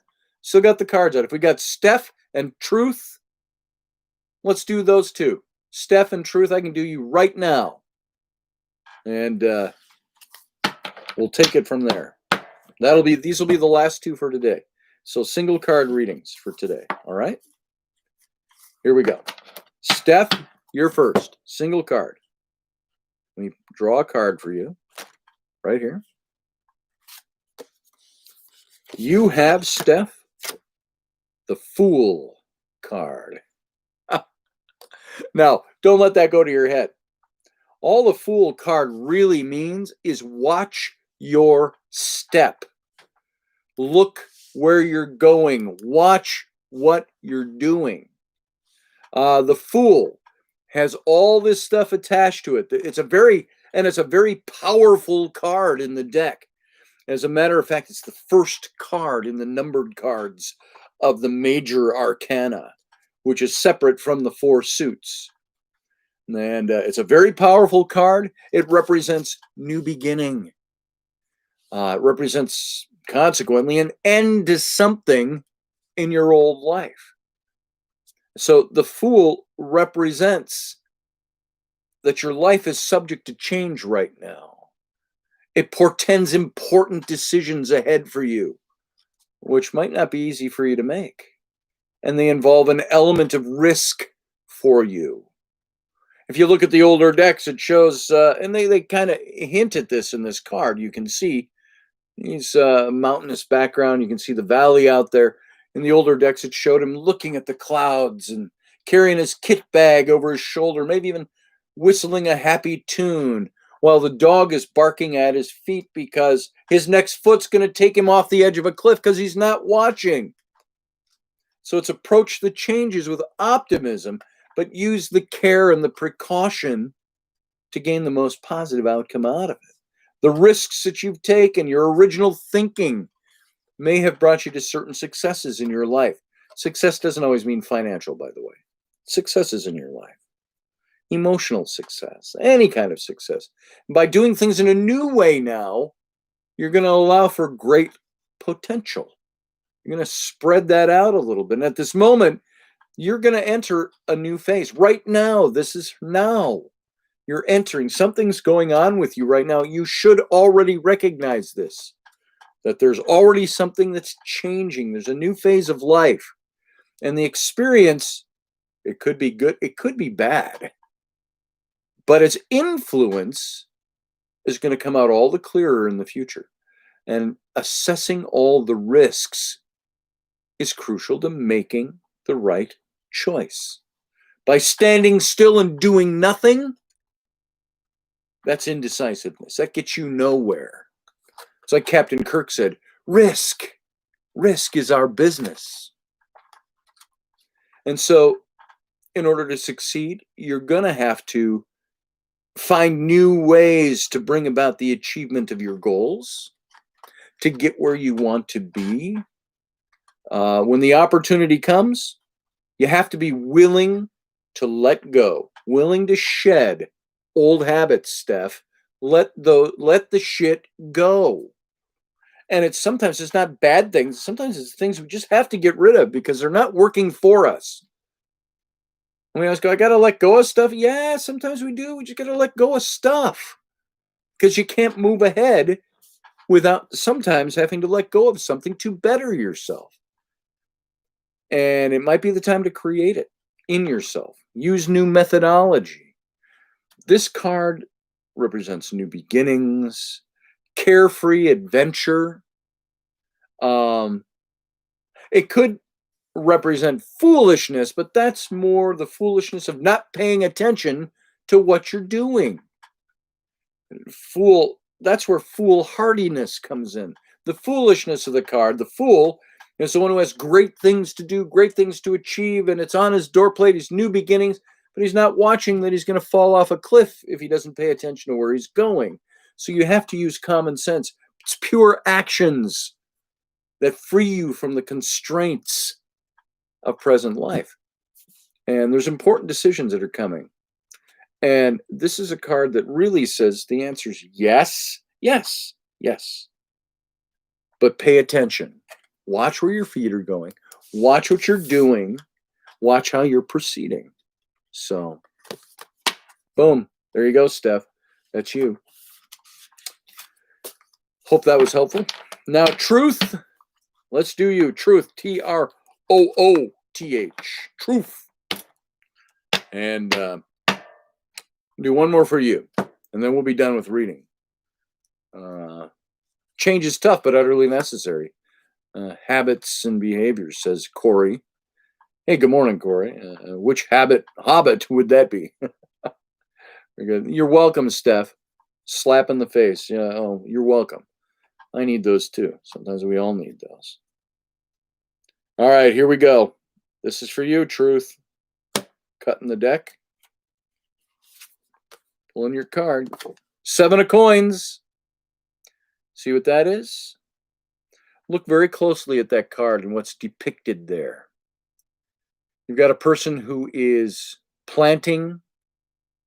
She's got a plant planted in a planter. How appropriate. She's watering it, meaning she's nurturing it. She's making it grow.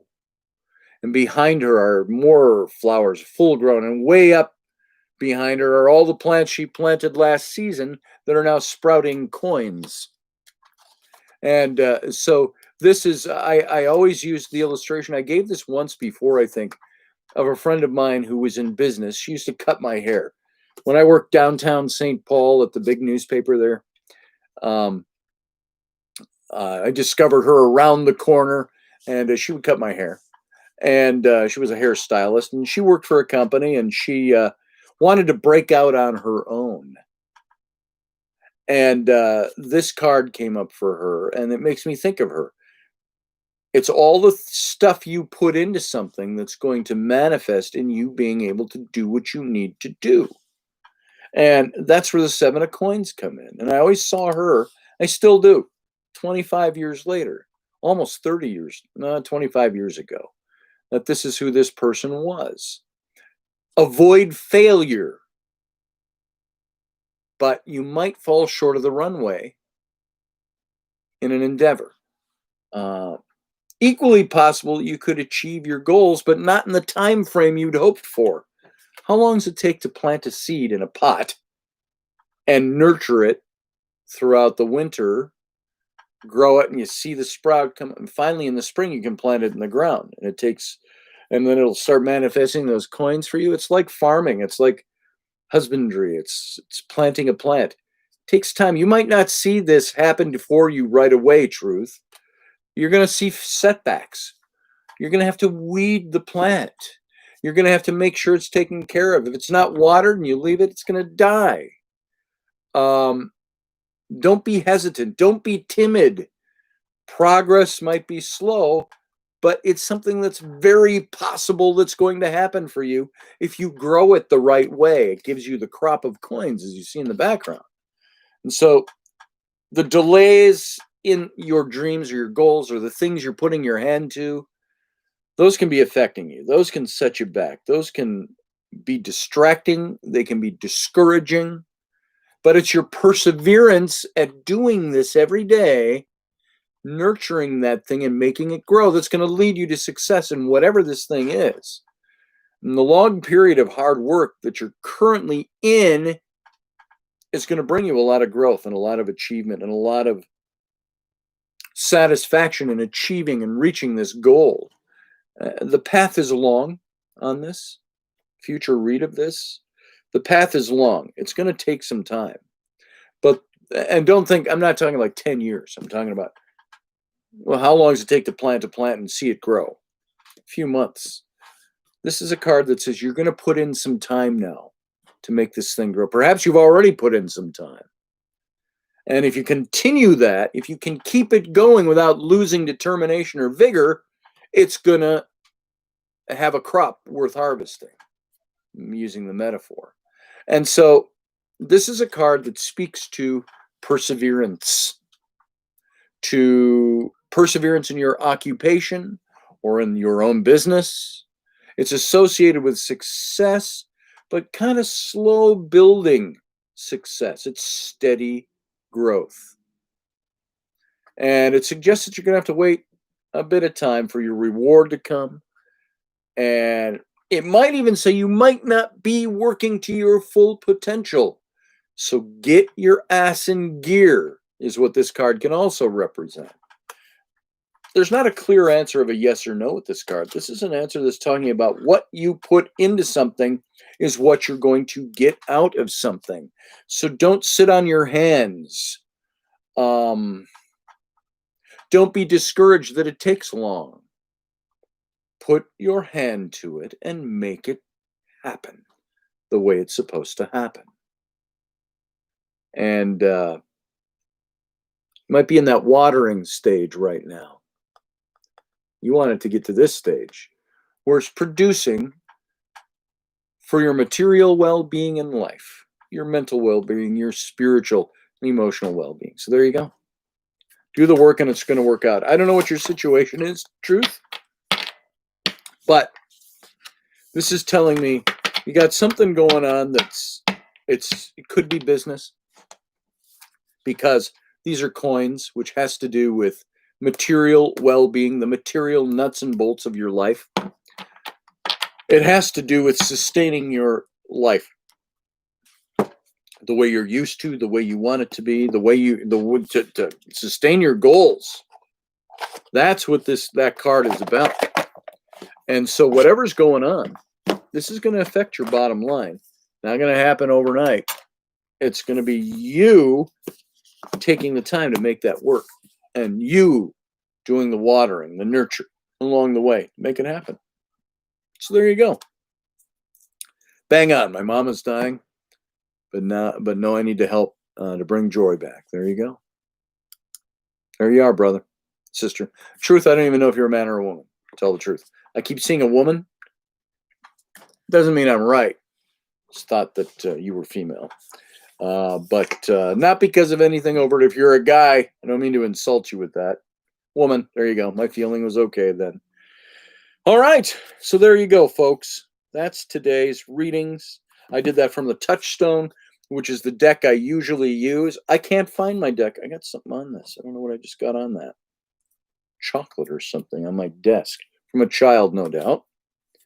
My deck is missing, so I used Rainey's set, which is a brand new set of this Touchstone. We've had it sitting on the shelf for years. I think it's may have been used to do a reading once or twice, but the cards are pristine. So maybe I'll usurp this deck from her. I like my smaller version of that, though, because I can shuffle them better. So anyway, so I hope that was helpful for everybody. Guys, thank you all for being here today. Thanks for listening to Rainey and I. I love to bring her on because I want her to have confidence to talk about stuff. I think she should do her own show. So I'm trying to gear her up for that and get her worked up for doing that. And because Rainey's got a hell of a lot to bring to the table. And is she a perfect person? No, not like me. And I'm kidding with that. We're all imperfect.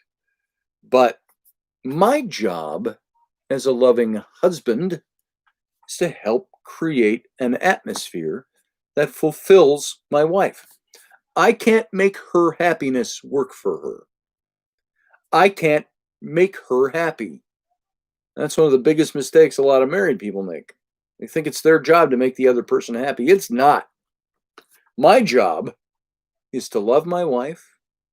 My job is to help create an atmosphere where she feels nurtured and she can grow her own happiness. And so that's why I bring her into these shows. I want her to be here. I want her to talk to you all. I want her to share what she's thinking. And hopefully we'll get her up to a place where she can do her own thing, because I think that would be fun. So thanks for being here through the whole thing. We've gone 3 hours and 10 minutes today, almost. It's the longest I think we've gone since we started doing this. So it's flown by. Thanks for sitting here for so long, folks. Tomorrow night, 9 p.m. Central Standard Time, 10 p.m. Eastern, 7 p.m. West Coast time, something like 14 hours ahead of that in Australia. All of you who are here, we are going to do the Intrepid Radio program on the Odyssey Radio Network and simulcast here every night this week, 9 p.m. Central Time. And so come on over for that. And we don't have as much interaction on that show as we can have here. But hopefully one of these days we'll remedy that. But that's a show really where I'm presenting material to you. So we can interact in the chat room. So be here for that. And that's all I got. So you guys have a good Sunday. Have a good rest of your day. And we will see you tomorrow night right here. Talk to you later. Bye. Have a good day.